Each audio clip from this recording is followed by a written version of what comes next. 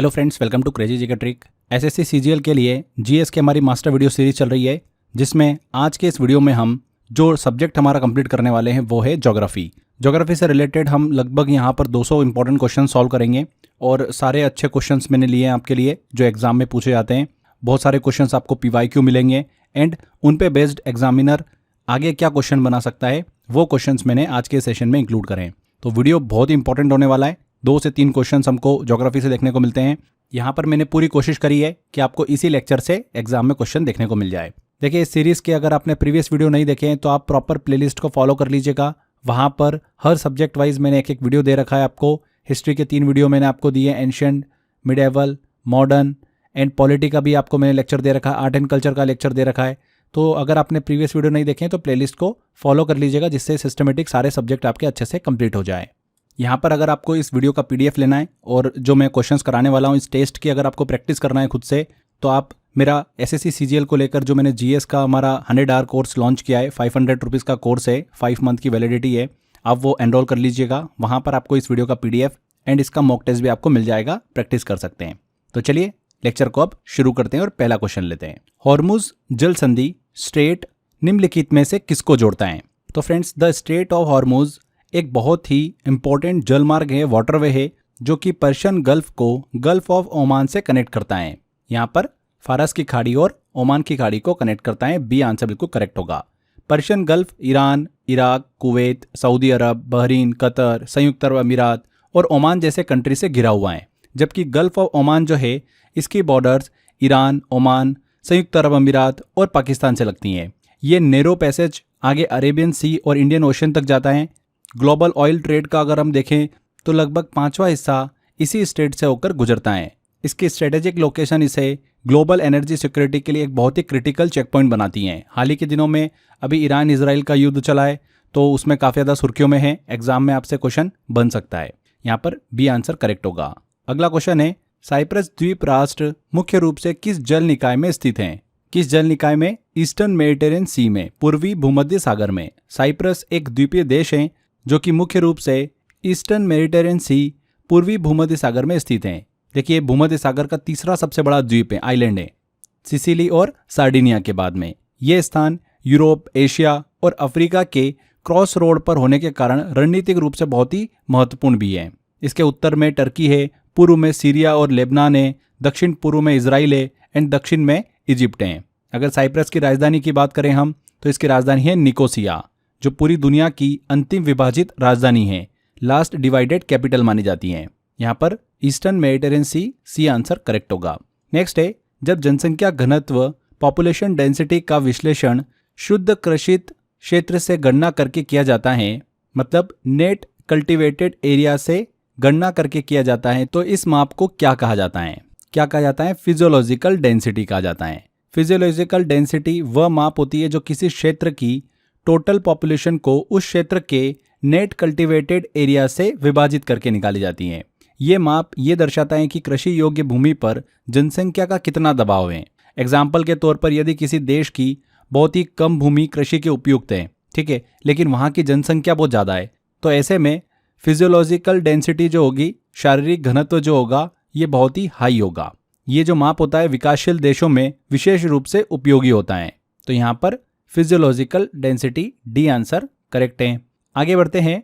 गर्मी के महीने में प्रायद्वीपीय भारत में पूर्वी जेट स्ट्रीम किस अक्षांश पर बहती हैं? किस लैटिट्यूड पर बहती हैं? तो ईस्टर्न जेट स्ट्रीम की बात करें फ्रेंड्स, तो गर्मी के दौरान लगभग 14 डिग्री नॉर्थ लैटिट्यूड पर अक्षांश पर यह बहती हैं। ये मानसून सर्कुलेशन को प्रभावित करती है। ये भारत में साउथ वेस्ट मानसून के सेट होने में बहुत ही महत्वपूर्ण भूमिका भी निभाती हैं। तो ईस्टर्न जेट स्ट्रीम गर्मी के दौरान लगभग 14 डिग्री नॉर्थ लैटिट्यूड पर बहती हैं। यहाँ पर डी आंसर।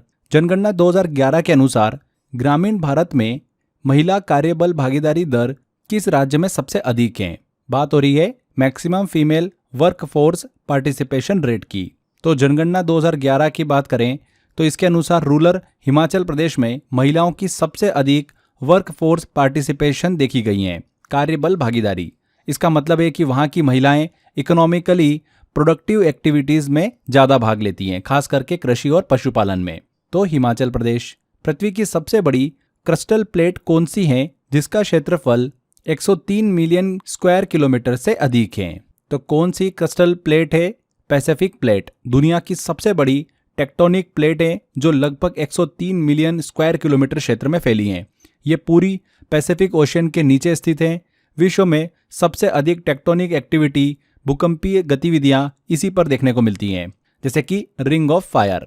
तो Pacific plate C answer. Next है, किसी स्थान की जलवायु क्लाइमेट निम्नलिखित में से किससे प्रभावित नहीं होता है? तो फ्रेंड्स यहाँ पर देखिए, किसी भी स्थान की अगर जलवायु क्लाइमेट की बात करें तो मुख्य रूप से लोकेशन, रिलीफ मतलब जो भौगोलिक बनावट है, और डिस्टेंस फ्रॉम द सी, इनसे प्रभावित होती हैं। परंतु टाइप ऑफ सॉइल जो है, मिट्टी का प्रकार, सीधे तौर पर जलवायु क्लाइमेट को प्रभावित नहीं करता है। ये कृषि पर प्रभाव जरूर डाल सकता है, लेकिन जलवायु पर नहीं, क्लाइमेट पर नहीं। तो टाइप ऑफ सॉइल यहाँ पर सही होगा कि ये किसी स्थान की जलवायु क्लाइमेट को प्रभावित नहीं करता है। अगला है, 2021 तक लगभग 70 लाख वर्ग किलोमीटर के क्षेत्रफल के साथ दुनिया का सबसे बड़ा जल निकासी बेसिन कौन सा है? कौन सा है? अमेजन बेसिन दुनिया का सबसे बड़ा ड्रेनेज बेसिन है जो लगभग 70 लाख वर्ग किलोमीटर क्षेत्र में फैला है। ये साउथ अमेरिका में स्थित है और इसमें दुनिया का सबसे बड़ा रेन फॉरेस्ट भी शामिल है। तो बी आंसर। निम्नलिखित में से कौन सा जोड़ा कोई सीमा साझा नहीं करता है? भूटान और असम, भूटान और मेघालय, भूटान और पश्चिम बंगाल, या भूटान और अरुणाचल प्रदेश? तो क्लियर समझ में आ रहा है कि भूटान भारत के 3 राज्यों से सीमा साझा करता है, अरुणाचल प्रदेश, असम और पश्चिम बंगाल से। मेघालय से भूटान की सीमा नहीं लगती है, ये असम के दक्षिण में स्थित है और भूटान उससे उत्तर की दिशा में है। तो यहाँ पर बी आंसर, भूटान और मेघालय। नेक्स्ट है, निम्नलिखित विकल्पों में से कौन सा विकल्प ज्यादातर अति जनसंख्या के कारण होता है? तो अति जनसंख्या के कारण होता है pressure on land and other renewable resources, भूमि और अन्य नवीनीकरणीय संसाधनों पर दबाव। देखिए, अति जनसंख्या जो होती है और पॉपुलेशन जो होती है, उससे सबसे ज्यादा असर प्राकृतिक संसाधनों पर पड़ता है, जैसे कि land, water, forest, energy sources. इन पर जनसंख्या जितनी ज्यादा होगी उतने ज्यादा संसाधनों की मांग होगी, जिससे उन पर अत्यधिक दबाव पड़ता है। बाकी विकल्प देखें तो जैसे जंगल बढ़ना या फिर पानी की कमी में कमी, ये सभी ओवर पॉपुलेशन के विपरीत प्रभाव हैं। यहाँ पर pressure on land and other renewable resources correct होगा। ठीक है फ्रेंड्स, अगला सवाल लेने से पहले एक बहुत ही ज़रूरी बात आपसे शेयर करना चाहता हूँ, ध्यान से सुनिएगा। अब देखिए, हमारे पास एग्जाम तक बहुत ज़्यादा समय नहीं बचा है, लगभग 30 से 50 दिन हमारे पास बचे हैं, और जीएस का सिलेबस किसी से छुपा नहीं है, इतना बड़ा है। अगर बिना डायरेक्शन के पढ़ना शुरू कर दोगे तो पूरी तरीके से सिर घूम जाएगा। ऐसे में क्या करोगे?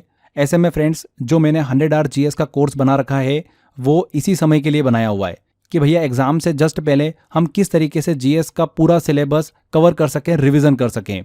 तो history, polity, geography, economics, science, static GK, computer, सब कुछ मैंने इसमें आपको पढ़ाया हुआ है। To the point, exam oriented मैंने आपको कंटेंट दिया है। बहुत सारी जगह पर हमने ट्रिक से भी पढ़ा है। स्टैटिक जीके के कुछ टॉपिक हैं जो याद करना डिफिकल्ट होते हैं, हमने ट्रिक से याद करें। आर्टिकल को याद करना डिफिकल्ट होता है तो हमने ट्रिक से करें। बहुत ही सिस्टमेटिक तरीके से आपको मैंने कोर्स बना के दिया है। कोर्स का मकसद एक ही है, आपको कम समय में मैक्सिमम रिवीजन और कॉन्फिडेंस देना। इस कोर्स में मैंने आपको 3000 से ज़्यादा एमसीक्यू भी दिए हैं, बिल्कुल एग्जाम पैटर्न पर बेस्ड। रिवीजन के लिए मैंने आपको यहाँ पर क्लास नोट्स भी दिए हैं। सबसे ज़रूरी, जीएस का वो हिस्सा मैंने आपको दिया है इस कोर्स के अंदर जो एसएससी में बार बार पूछा जाता है। हिंदी, इंग्लिश मिक्स में मैंने पढ़ाया हुआ है, तो कोई भी प्रॉब्लम नहीं होगी। हर तरीके के स्टूडेंट इसको एनरोल कर सकते हैं। ये कोर्स की जो प्राइस है वो 1000 रुपये थी, बट 5 मंथ की वैलिडिटी के लिए स्पेशली एसएससी स्टूडेंट के लिए, एसएससी सीजीएल का पेपर सर पे खड़ा है, तो 500 रुपये में ये कोर्स आपके लिए अवेलेबल है। आप इस कोर्स को ले सकते हैं। अगर आप एग्जाम में लिटरली 18 से 20 क्वेश्चन जीएस से सही करना चाहते हो तो ये कोर्स आपके लिए गेम चेंजर साबित हो सकता है। कैसे एनरोल करोगे? नीचे डिस्क्रिप्शन बॉक्स और कमेंट बॉक्स में लिंक दे रखा है इस वीडियो के, वहां पर क्लिक कर आप एनरोल कर सकते हैं। इसके अलावा क्रेजी जीके ट्रिक एप्लीकेशन में जाकर फाउंडेशन कोर्स वाला आपको देखिए ऑप्शन दिखेगा, वहां पर कोर्स बाय अक्षय सर में जाना, वहां पर आपको एसएससी सीजीएल 100 आवर जीएस का स्पेशल एडिशन मिल जाएगा, उसको एनरोल कर लेना। एंड बिल्कुल टेंशन लेने की जरूरत नहीं है, बस 100 घंटे अच्छे से स्टडी कर लो, जीएस को पूरी तरीके से खत्म कर दो। बहुत अच्छा कंटेंट दिया है मैंने और मजा आ जाएगा आपको पढ़ के, ये बिल्कुल गारंटी है। तो चलो वापस आते हैं अपने लेक्चर पर, अगले क्वेश्चन को लेते हैं, आगे बढ़ते हैं। आबनूस और महोगनी के पेड़ किस प्रकार के वनों में पाए जाते हैं? आबनूस और महोगनी के पेड़ तो ये ट्रॉपिकल एवरग्रीन फॉरेस्ट में पाए जाते हैं, यानी उष्णकटिबंधीय सदाबहार वन में। ये ऐसे वन होते हैं जहां पर पूरे साल बारिश होती है, तापमान हमेशा गर्म रहता है। इन वनों में एबनी मतलब आबनूस और महोगनी जैसी बहुमूल्य लकड़ी देने वाले पेड़ पाए जाते हैं। ये वन इक्वेटर के आसपास पाए जाते हैं, जैसे कि अमेजन, कॉन्गो और साउथ ईस्ट एशिया में। रेनफॉल जो होती है, वर्षा जो होती है, वो 200 सेंटीमीटर से ज़्यादा होती है। टेम्परेचर 15 से 30 डिग्री सेल्सियस तक रहता है यहाँ पर। सबसे इंटरेस्टिंग बात यह है कि इन वनों में जो पेड़ होते हैं वो अपनी पत्तियां पूरे साल नहीं गिराते हैं। तो ट्रॉपिकल एवरग्रीन फॉरेस्ट, उष्णकटिबंधीय सदाबहार वन, आबनूस और महोगनी के पेड़ इन वनों में पाए जाते हैं। ओजोन परत किस प्रकार के विकिरण को अवशोषित करती है? तो ओजोन लेयर वायुमंडल की स्ट्रेटोस्फेयर में पाई जाती है, समताप मंडल में पाई जाती है, 15 से 30 किलोमीटर ऊंचाई पर है। इसका रासायनिक सूत्र जो होता है, केमिकल सूत्र, वो भी ध्यान रखिएगा, O3 होता है। 3 ऑक्सीजन के परमाणु होते हैं। ये अल्ट्रावायलेट रेडिएशन जो होती है, पराबैंगनी किरणें, उनको एब्जॉर्ब करती हैं, विशेष रूप से UVB और UVC किरणों को। ये परत हमारी त्वचा, आंखों और DNA को नुकसान पहुंचाने वाली किरणों से सुरक्षा देती हैं, इसीलिए इसे अर्थ सनस्क्रीन भी कहा जाता है। तो अल्ट्रावायलेट रेडिएशन।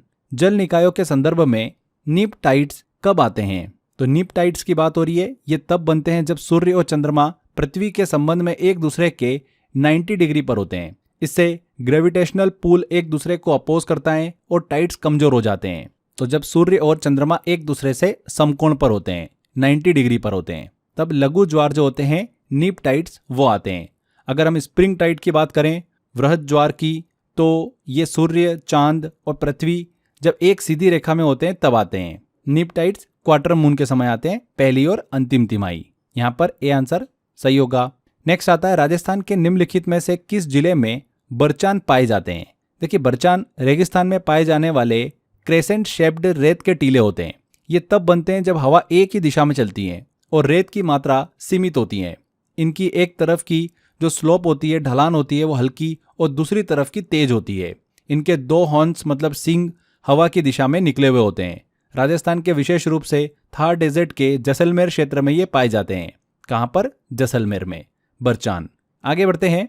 इनमें से कौन सी एशिया की सबसे बड़ी कृत्रिम झीलें, आर्टिफिशियल लेक हैं? कौन सी है? भोपाल लेक। भोपाल झील जो है, जिसे बड़ा तालाब भी कहते हैं, एशिया की सबसे बड़ी आर्टिफिशियल लेक मानी जाती है। यह मध्य प्रदेश की राजधानी भोपाल में स्थित है और लगभग 1000 साल पहले राजा भोज द्वारा बनाई गई थी। आर्टिफिशियल लेक का मतलब होता है कि इंसानों द्वारा बनाई गई झील। ये भोपाल शहर की वाटर सप्लाई और टूरिज्म दोनों के लिए बहुत ही इंपॉर्टेंट है। चिल्का लेक जो है, चिल्का झील, भारत की सबसे बड़ी खारे पानी की प्राकृतिक झील है, लेकिन यह कृत्रिम नहीं है। तो थोड़ा सा क्वेश्चन को ध्यान से पढ़कर आंसर टिक करिएगा। यहाँ पर कृत्रिम झील पूछा है, आर्टिफिशियल लेक पूछा है, तो यहाँ पर भोपाल लेक करेक्ट होगा। पूर्वांचल हिमालय में निम्नलिखित में से क्या शामिल नहीं है? तो पूर्वांचल हिमालय की बात कर रहे हैं तो मणिपुर पहाड़ियाँ, नागा पहाड़ियाँ, मिजो पहाड़ियाँ, ये सभी है। पीर पंजाल श्रेणी जो है ना, ये हिमालय का एक भाग है, लेकिन ये नॉर्थ वेस्ट हिमालय में आता है। विशेष रूप से जम्मू एंड कश्मीर और हिमाचल प्रदेश में फैला है। ये पूर्वांचल हिमालय का हिस्सा नहीं है। जनगणना 2011 के अनुसार कुल जनसंख्या में किशोर जनसंख्या 10 से 19 वर्ष का प्रतिशत कितना है? तो एडोलेसेंट पॉपुलेशन की बात हो रही है।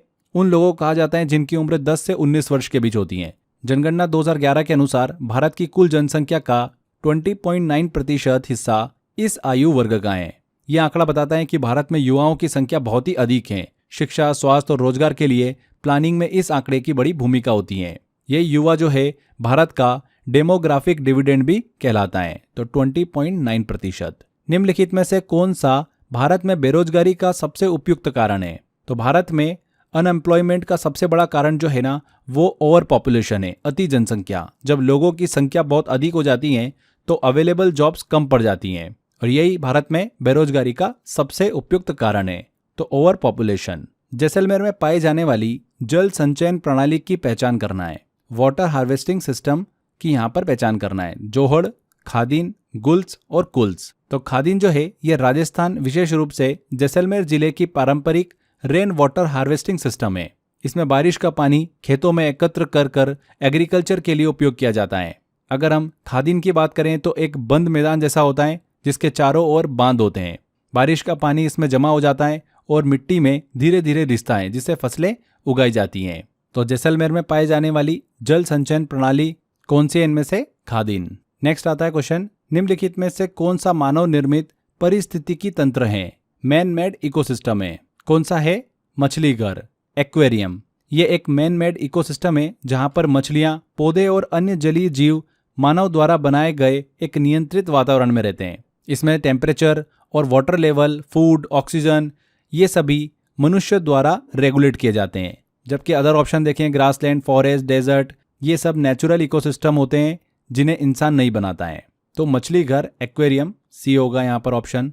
भारत में किस प्रकार के वनों में सुंदरी के पेड़ पाए जाते हैं? सुंदरी ट्रीज। तो सुंदरी पेड़ एक खास किस्म का नमक सहनशील पेड़ होता है जो कि मैंग्रोव वनों में पाया जाता है, विशेष करके सुंदरबन डेल्टा में। ये पेड़ खारे पानी में उग सकते हैं और समुद्री लहरों से जमीन की रक्षा करते हैं। सुंदरबन कहाँ पर है? भारत और बांग्लादेश में फैला दुनिया का सबसे बड़ा मैंग्रोव क्षेत्र है, तो यहाँ पर मैंग्रोव वन करेक्ट होगा। मन्नार की खाड़ी कहाँ पर स्थित है? तो मन्नार की खाड़ी जो है गल्फ ऑफ मन्नार, ये भारत के तमिलनाडु के दक्षिण पूर्वी तट और श्रीलंका के पश्चिमी तट के बीच स्थित एक उथली खाड़ी है। ये समुद्री जैव विविधता, मैरीन बायोडायवर्सिटी के लिए बहुत ही महत्वपूर्ण क्षेत्र है और रामेश्वरम और मन्नार आइलैंड के बीच स्थित है। राम सेतु जो है, एडम ब्रिज, इसी गल्फ में स्थित है। यहाँ पर डी आंसर करेक्ट होगा, भारत के दक्षिण पूर्व सिरे और श्रीलंका के पश्चिमी तट के बीच में। अगला आता है, जनगणना 2011 के अनुसार किस केंद्र शासित प्रदेश में सर्वाधिक झुग्गी झोपड़ी की आबादी है? तो कहां पर है? दिल्ली में। दिल्ली जो कि एक यूनियन टेरिटरी है, केंद्र शासित प्रदेश है। 2011 की जनगणना के अनुसार हाईएस्ट स्लम पॉपुलेशन जो है वो दिल्ली में है। इसका कारण है रैपिड अर्बनाइजेशन, कम आय वाले प्रवासियों की भारी संख्या और किफायती आवास की कमी। स्लम एरियाज जो होते हैं उसमें रहने वाले लोगों को अक्सर बिजली, पानी, स्वास्थ्य जैसी जो मूलभूत सुविधाएं होती है उसकी भारी कमी होती है। तो किस केंद्र शासित प्रदेश में सर्वाधिक झुग्गी झोपड़ी की आबादी है? दिल्ली में है। ऑस्ट्रेलिया में उष्णकटिबंधीय चक्रवातों को किसके नाम से जाना जाता है? बहुत अच्छा क्वेश्चन है, ऐसे क्वेश्चन एग्जाम में बनते हैं, अलग अलग एरिया वाइज आपको यहाँ पर पूछ सकते हैं। तो ऑस्ट्रेलिया में बात हो रही है तो उष्णकटिबंधीय चक्रवातों को विली विली के नाम से जाना जाता है। विली विली एक लोकल ऑस्ट्रेलियन टर्म है जिसका उपयोग वहाँ के ट्रॉपिकल साइक्लोन के लिए किया जाता है। ये चक्रवात समुद्र से ऊर्जा लेकर बनते हैं, जब तट से टकराते हैं तो तेज हवा और बारिश और बाढ़ लेकर आते हैं। तो ऑस्ट्रेलिया में विली विली कहा जाता है। अटलांटिक एंड नॉर्थ अमेरिका में बात करें तो इसे ह्यूरिकेन्स कहा जाता है। पैसिफिक में बात करें तो टाइफून्स कहा जाता है। इंडियन ओशन में बात करें तो साइक्लोन्स कहा जाता है। ऑस्ट्रेलिया में विली विली। अगला आता है क्वेश्चन, महाबलेश्वर में महादेव के प्राचीन मंदिर में गाय की मूर्ति के मुंह से निकलने वाली स्पाउट किस नदी बेसिन का स्रोत है? स्पाउट मतलब पानी की धार निकलने वाला मुख, वो किस नदी बेसिन का स्रोत है? किस नदी बेसिन का स्रोत है? कृष्णा नदी का। कृष्णा नदी भारत की प्रमुख नदियों में से एक है जिसका ओरिजिन महाबलेश्वर के महादेव मंदिर से होता है। इस मंदिर में एक प्राचीन गाय की मूर्ति है जिसके मुंह से एक स्पाउट, पानी की धार निकलने वाला मुख से जल निकलता रहता है।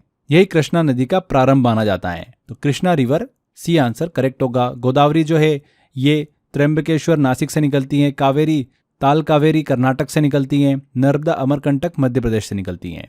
निचली वायुमंडलीय परतों में धुआं या फिर धूल के कणों पर पानी की बूंदों का एक घना द्रव्यमान क्या कहलाता है? क्या कहलाता है? स्मोक कहलाता है। स्मोक एयर पॉल्यूशन का एक प्रकार है, एक टाइप है, जो तब बनता है जब धुएं और धूल के कणों पर पानी की छोटी छोटी बूंदें जम जाती हैं। ये निचली वायुमंडलीय परत जो होती है लोअर एटमॉस्फेयर में, वहां पर बनता है। इसका सबसे बड़ा नुकसान ये होता है कि ये विजिबिलिटी को कम करता है। पाला की बात करें, फ्रोस्ट की बात करें तो बर्फ की पतली परत होती है जब तापमान फ्रीजिंग पॉइंट से नीचे जाता है। ब्लिजर्ड की बात करें, भारी बर्फबारी और तेज हवाओं वाला तूफान होता है। एंड मिस्ट की बात करें, धुंध की बात करें तो नमी से बनी हल्का कोहरा, पर स्मोक जितना डेंस नहीं। ठीक है, तो यहाँ पर स्मोक बिल्कुल करेक्ट बैठता है। परिस्थितिकी की कौन सी शाखा प्राचीन पर्यावरण की विशेषताओं और प्राचीन पौधों और जानवरों के साथ उनके संबंध से संबंधित है? कौन सी है? पूरा पारिस्थितिकी, पैलियो इकोलॉजी एक ऐसी शाखा है जो पुराने पर्यावरण, एंशिएंट एनवायरनमेंट और प्राचीन पौधों और जीवों के आपसी संबंधों का अध्ययन करती हैं। इससे हम ये समझ सकते हैं कि अतीत में पृथ्वी का पर्यावरण, एनवायरनमेंट कैसा था। तो यहाँ पर पैलियो इकोलॉजी, ए आंसर। जनगणना 2011 के अनुसार किस जिले में सबसे अधिक जनसंख्या दर्ज की गई है? तो जनगणना 2011 के अनुसार ठाणे, जो कि महाराष्ट्र राज्य में मुंबई के पास स्थित है, भारत का सबसे ज्यादा जनसंख्या वाला जिला है, हाईएस्ट पॉपुलेटेड डिस्ट्रिक्ट है। यहाँ पर ठाणे करेक्ट होगा। एक ही दिन में होने वाले उच्च वायु तापमान, high air temperature and low temperature के बीच की भिन्नता को किस तरीके का तापमान कहा जाता है? तो उसे कहा जाता है डाययूर्नल टेम्परेचर, दैनिक तापमान। उस टेम्परेचर डिफरेंस को कहते हैं जो एक ही दिन में दिन और रात के तापमान के बीच में होता है। एग्जाम्पल के तौर पे देखें तो दिन में 40 डिग्री सेल्सियस होता है और रात में 25 डिग्री सेल्सियस। तो दैनिक तापमान अंतर कितना हो गया, यहाँ पर 15 डिग्री सेल्सियस। तो एक ही दिन में होने वाले high air temperature and low temperature के बीच के अंतर भिन्नता को क्या तापमान कहा जाता है, डायurnal टेम्परेचर कहा जाता है, दैनिक तापमान। नेक्स्ट क्वेश्चन लेते हैं, निम्नलिखित में से कौन सी इकोलॉजिकली इफिशिएंसी पारिस्थितिकी दक्षता की सबसे अच्छी परिभाषा है। तो इकोलॉजिकल इफिशिएंसी का मतलब होता है कि जब एक जीव, जैसे घास खाने वाला अगर हिरण है, उसको खाकर कोई दूसरा जीव जो है जैसे शेर ऊर्जा लेता है, तो उस एनर्जी का कितना हिस्सा अगले ट्रॉफिक लेवल पोषण स्तर तक पहुंचता है। आसान भाषा में कहें तो नीचे से ऊपर जाते हुए एक जीव से दूसरे जीव तक कुल कितनी ऊर्जा पास हुई है, यही होता है इकोलॉजिकल इफिशिएंसी। अगर घास में 1000 यूनिट ऊर्जा थी, हिरन ने उससे सिर्फ 100 यूनिट उपयोग किए हैं और शेर को उससे सिर्फ 10 यूनिट मिली है, तो यहाँ पर इफिशिएंसी कितनी हो गई है, 10% हो गई है। अब ऑप्शन देखिए, यहाँ पर ऑप्शन ए सिर्फ स्टोर्ड एनर्जी की बात करता है, ऑप्शन सी ये भी नहीं होगा, मास और ऊर्जा का अनुपात इकोलॉजिकल इफिशिएंसी नहीं कहलाता है, ऑप्शन डी भी नहीं होगा, इस्तेमाल की गई टोटल एनर्जी बोलती है, न कि ट्रांसफर इफिशिएंसी। तो एकमात्र हमको ऑप्शन समझ में आ गया है, ऑप्शन बी, एक खाद्य श्रृंखला में विभिन्न बिंदुओं पर ऊर्जा प्रवाह के बीच का अनुपात, the ratio between energy flows at different points in a food chain, इसी को पारिस्थितिकी दक्षता इकोलॉजिकल इफिशिएंसी कहा जाता है। ऐसे ही क्वेश्चन हमको एग्जाम में देखने को मिलते हैं फ्रेंड्स, और बहुत सी बार तो एग्जाम में ऐसा भी होता है। देखिए एसएससी के सीजीएल में अगर आप थोड़ा एनालिसिस करोगे तो प्रीवियस ईयर क्वेश्चंस भी आपको देखने को मिल जाएंगे। जो प्रीवियस ईयर क्वेश्चंस होंगे उसके इर्द गिर्द थोड़ा बहुत घुमा के वो क्वेश्चन पूछ लेता है। तो अगर आपने पीवाईक्यू सॉल्व कर रखे हैं 3-4 सालों के, तो काफ़ी क्वेश्चन तो आप ऐसे ही बना लोगे। अब बात आती है कि इतने कम समय में हम पीवाईक्यू कैसे कवर करें, तो इस चीज़ को ध्यान में रखते हुए मैंने एसएससी सीजीएल के जो प्रीवियस ईयर क्वेश्चन से पीवाईक्यू हैं उन पर वन लाइनर एक पैकेज बना दिया है। 10,000 वन लाइनर मैंने आपको दिए हैं जो कि पीवाईक्यू पर बेस्ड हैं। आप इन वन लाइनर को पढ़ लेना, बहुत हद तक तो क्वेश्चंस आपको इसी में से मिल जाएंगे। बहुत बेस्ट मैंने आपको सॉल्यूशन दिया है पीवाईक्यू का। 10,000 वन लाइनर मात्र 29 रुपये की पीडीएफ है। इस पीडीएफ को डाउनलोड कर लो, डिस्क्रिप्शन बॉक्स और कमेंट बॉक्स में लिंक दे रखा है। इसका प्रिंट ले लो, कुछ 30-40 रुपये में प्रिंट निकल जाएगा, और फटाफट इसको रोज अगर आप 1000 वन लाइनर भी पढ़ोगे तो 10 दिन में खत्म हो जाएंगे। तो 2-3 बार अच्छे से इसको रिवाइज कर लो। इसमें मैंने आपको बहुत अच्छे सिस्टमेटिक तरीके से विद एक्सप्लेनेशन के साथ में पीवाईक्यू दिया हुआ है, वन लाइनर के फॉर्मेट में दिया है, तो काफ़ी ईजी रहेगा आपके लिए इस पोर्शन को कवर करना। बहुत हद तक लगभग आपको 8-10 क्वेश्चन तो ऐसे ही देखने को मिल जाएंगे इसमें से, तो बहुत ज़रूरी चीज़ है ये, इसको छोड़ना मत। चलो नेक्स्ट क्वेश्चन लेते हैं, आगे बढ़ते हैं। अगला क्वेश्चन आता है, इंपॉर्टेंट क्वेश्चन है, अंडमान और निकोबार द्वीप समूह में कौन सा राष्ट्रीय उद्यान megapode, crab eating macaque, Nicobar pigeon और जायंट रॉबर क्रेब जैसी प्रजातियों का घर है? कौन सा राष्ट्रीय उद्यान national park Campbell Bay national park Great Nicobar द्वीप पर स्थित है। बहुत ही विशिष्ट और दुर्लभ जीवों का घर है, जैसे कि मेगापोड जमीन पर अंडे देने वाला पक्षी, क्रेब ईटिंग मकाक एक प्रकार का बंदर, निकोबार कबूतर, जायंट रॉबर क्रेब विशाल केकड़ा, इन सब का घर कहा जाता है। तो यहाँ पर कैंपबेल बे राष्ट्रीय उद्यान। बहुत इंटरेस्टिंग एंड अच्छा क्वेश्चन है, एग्जाम में पूछा जाता है। निम्नलिखित में से कौन सा किसी स्थान का प्रमुख जलवायु नियंत्रण नहीं है, क्लाइमेट कंट्रोल नहीं है? तो क्लाइमेट कंट्रोल फैक्टर्स कौन कौन से देखिए उसमें तत्व आते हैं, लैटिट्यूड, एल्टीट्यूड, ओशन करंट्स, ये सभी आते हैं। लेकिन इंटीरियर ऑफ द अर्थ जो है सीधे सतह के मौसम को प्रभावित नहीं करता है, पृथ्वी का आंतरिक भाग सीधे सतह के मौसम को प्रभावित नहीं करता है। तो यहाँ पर डी आंसर। बाकी जो है ऑप्शंस ये सीधे सतह के मौसम को प्रभावित करते हैं, ocean currents, latitude and altitude. ठीक है, नेक्स्ट आता है, प्रशांत और आर्कटिक महासागरों के बीच चुकोटका और सेवर्ट प्रायद्वीप को अलग करने वाली जल डमरू मध्य का नाम क्या है? तो उस स्टेट को कहा जाता है बेरिंग स्ट्रेट। एक नैरो वाटर पैसेज है जो कि रशिया के चुकोटका और यूएसए के अलास्का के सेवर्ट प्रायद्वीप को अलग करता है। दो महासागर पैसिफिक और आर्कटिक को जोड़ता है। तो बेरिंग जल डमरू मध्य, बहुत बार एग्जाम में ये क्वेश्चन पूछा जा चुका है। निम्नलिखित में से कौन सा राज्य बांग्लादेश के साथ अपनी सीमा साझा नहीं करता है? तो मणिपुर भारत के पूर्वोत्तर नॉर्थ ईस्ट में स्थित एक ऐसा राज्य है जो बांग्लादेश से नहीं जुड़ता है। बांग्लादेश से सीमा साझा करने वाले राज्यों की बात करें तो पश्चिम बंगाल, असम, मेघालय, त्रिपुरा और मिजोरम आते हैं, पर मणिपुर नहीं आता है। मणिपुर की सीमा म्यांमार से जुड़ती है, न कि बांग्लादेश से। अगला क्वेश्चन है, निम्नलिखित में से कौन सा कथन सत्य है? एक एक करके देखते हैं। भारत की स्थलीय सीमा की लंबाई 15,200 किलोमीटर है। तो बिल्कुल सही है, भारत कुल 15,200 किलोमीटर की स्थलीय सीमा 7 देशों के साथ साझा करता है। पाकिस्तान, चीन, नेपाल, भूटान, बांग्लादेश, म्यांमार और अफगानिस्तान। बिल्कुल करेक्ट पॉइंट है। दूसरा पॉइंट देखते हैं, भारत की तटीय सीमा की लंबाई 7,516.6 किलोमीटर है। ये पॉइंट भी सही है। कोस्टल लेन जो है भारत की, वो कुल समुद्र तट सीमा 7,516.6 किलोमीटर है। मेनलैंड की बात करें तो 5,422.6 किलोमीटर है और आइलैंड की बात करें तो 2,094 किलोमीटर है। तो ये पॉइंट भी सही है। तीसरा देखते हैं, लद्दाख भारत का एकमात्र ठंडा रेगिस्तान है। तो लद्दाख जो है ये भारत का एकमात्र कोल्ड डेजर्ट है। ये पॉइंट भी सही है। यहाँ पर बहुत ही कम वर्षा होती है, तापमान बहुत ही कम होता है और वनस्पति जो है बहुत ही विरल होती हैं। तीनों पॉइंट यहाँ पर बिल्कुल करेक्ट हैं। तो डी ऑप्शन सही होगा। 1, 2, 3 सभी सही है। भारत के प्रादेशिक जल की दूरी तट रेखा से कितनी है? तो distance of India's territorial waters from the coast line कितनी है? 12 नॉटिकल माइल्स। अंतर्राष्ट्रीय समुद्री कानून के अनुसार भारत की तटरेखा कोस्टलाइन से 12 नॉटिकल माइल की दूरी तक फैली होती है। एक नॉटिकल माइल लगभग यहाँ पर 1.8 किलोमीटर के बराबर होता है। तो 12 नॉटिकल माइल की बात हो रही है तो लगभग 22 किलोमीटर के आसपास। यहाँ भारत को पूर्ण संप्रभुता सॉवरेनिटी होती है यहाँ पर। हालांकि विदेशी जहाजों को इनोसेंट पैसेज की अनुमति होती है जब तक वे नुकसान न करें। तो यहाँ पर 12 नॉटिकल माइल करेक्ट होगा। आगे बढ़ते हैं, भारत में दक्षिण में सबसे दूरस्थ स्थान कौन सा है? कौन सा है? इंदिरा पॉइंट भारत का सबसे साउथ मोस्ट टिप है, सबसे दक्षिणी छोर है। यह ग्रेट निकोबार द्वीप पर स्थित है और 6 डिग्री 45 मिनट नॉर्थ अक्षांश पर स्थित है। इस बिंदु को पूर्व प्रधानमंत्री इंदिरा गांधी के नाम पर नामित किया गया है। यहाँ पर फ्रेंड्स अगर मेनलैंड इंडिया की बात करें, भारतीय मुख्य भूमि का सबसे दक्षिणी छोर कौन सा है?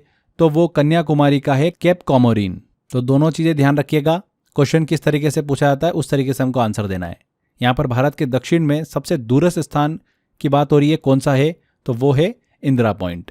भारत के पश्चिमी तटीय मैदानों के उत्तरी भाग को किस नाम से जाना जाता है? तो भारत के जो वेस्टर्न कोस्टल प्लेन्स हैं, गुजरात से केरल तक फैले हैं, उनके उत्तरी भाग को क्या कहते हैं? कोंकण तट कहते हैं। जो दमन, मुंबई, गोवा और उत्तरी कर्नाटक तक फैला हुआ है। दमन से गोवा तक के तट को क्या बोलते हैं? कोंकण तट कहते हैं। गोवा से मैंगलोर के तट को क्या बोलते हैं? केनरा तट कहते हैं।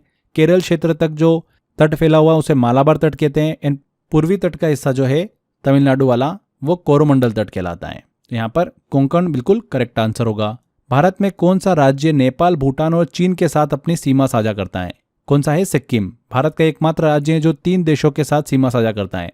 पश्चिम में नेपाल से, पूर्व में भूटान से और उत्तर में चीन के तिब्बत क्षेत्र से। तो यहाँ पर सिक्किम करेक्ट होगा। यह रणनीतिक दृष्टिकोण से बहुत ही महत्वपूर्ण है, इसलिए यहाँ पर भारतीय सेना की महत्वपूर्ण तैनाती रहती है। नाथुला पास जो है ना, वहां पर। अरुणाचल प्रदेश की बात करें अगर राज्यों में, तो केवल भूटान, चीन और म्यांमार से सीमा साझा करता है, नेपाल से सीमा साझा नहीं करता है। तो ये वाला ऑप्शन तो होगा ही नहीं। मेघालय केवल बांग्लादेश से सीमा साझा करता है। पश्चिम बंगाल नेपाल और भूटान से, लेकिन चीन से नहीं करता है ये। तो सिक्किम बिल्कुल करेक्ट समझ में आ रहा है। आगे बढ़ते हैं, सिक्किम से गुजरने वाला जो अक्षांश है, लैटिट्यूड है, निम्नलिखित में से किससे भी गुजरता है? तो ग्लोब पर लेफ्ट टू राइट खींची गई काल्पनिक लाइन को ही क्या बोलते हैं? लैटिट्यूड कहते हैं। अब अगर हम बात करें सिक्किम की, तो सिक्किम और राजस्थान दोनों लगभग 27 डिग्री नॉर्थ लैटिट्यूड पर स्थित हैं। हालांकि दोनों एक दूसरे से भौगोलिक रूप से बहुत ही अलग हैं, दूर भी है। एक पूर्वोत्तर में है, दूसरा पश्चिम में है, फिर भी एक ही अक्षांश से गुजरते हैं। पंजाब और हिमाचल की बात करें तो ये लगभग 30 डिग्री नॉर्थ लैटिट्यूड पर हैं। जम्मू और कश्मीर की बात करें, उत्तर में 32 से 36 डिग्री नॉर्थ लैटिट्यूड पर हैं। तो राजस्थान यहाँ पर करेक्ट होगा। नेक्स्ट है, इनमें से कौन सा कथन सत्य है? भारत पूरी तरह से उत्तरी गोलार्ध में स्थित है, भारत का आकार चतुर्भुजाकार है, या भारत क्षेत्रफल में विश्व में 7वें जनसंख्या में दूसरे स्थान पर है।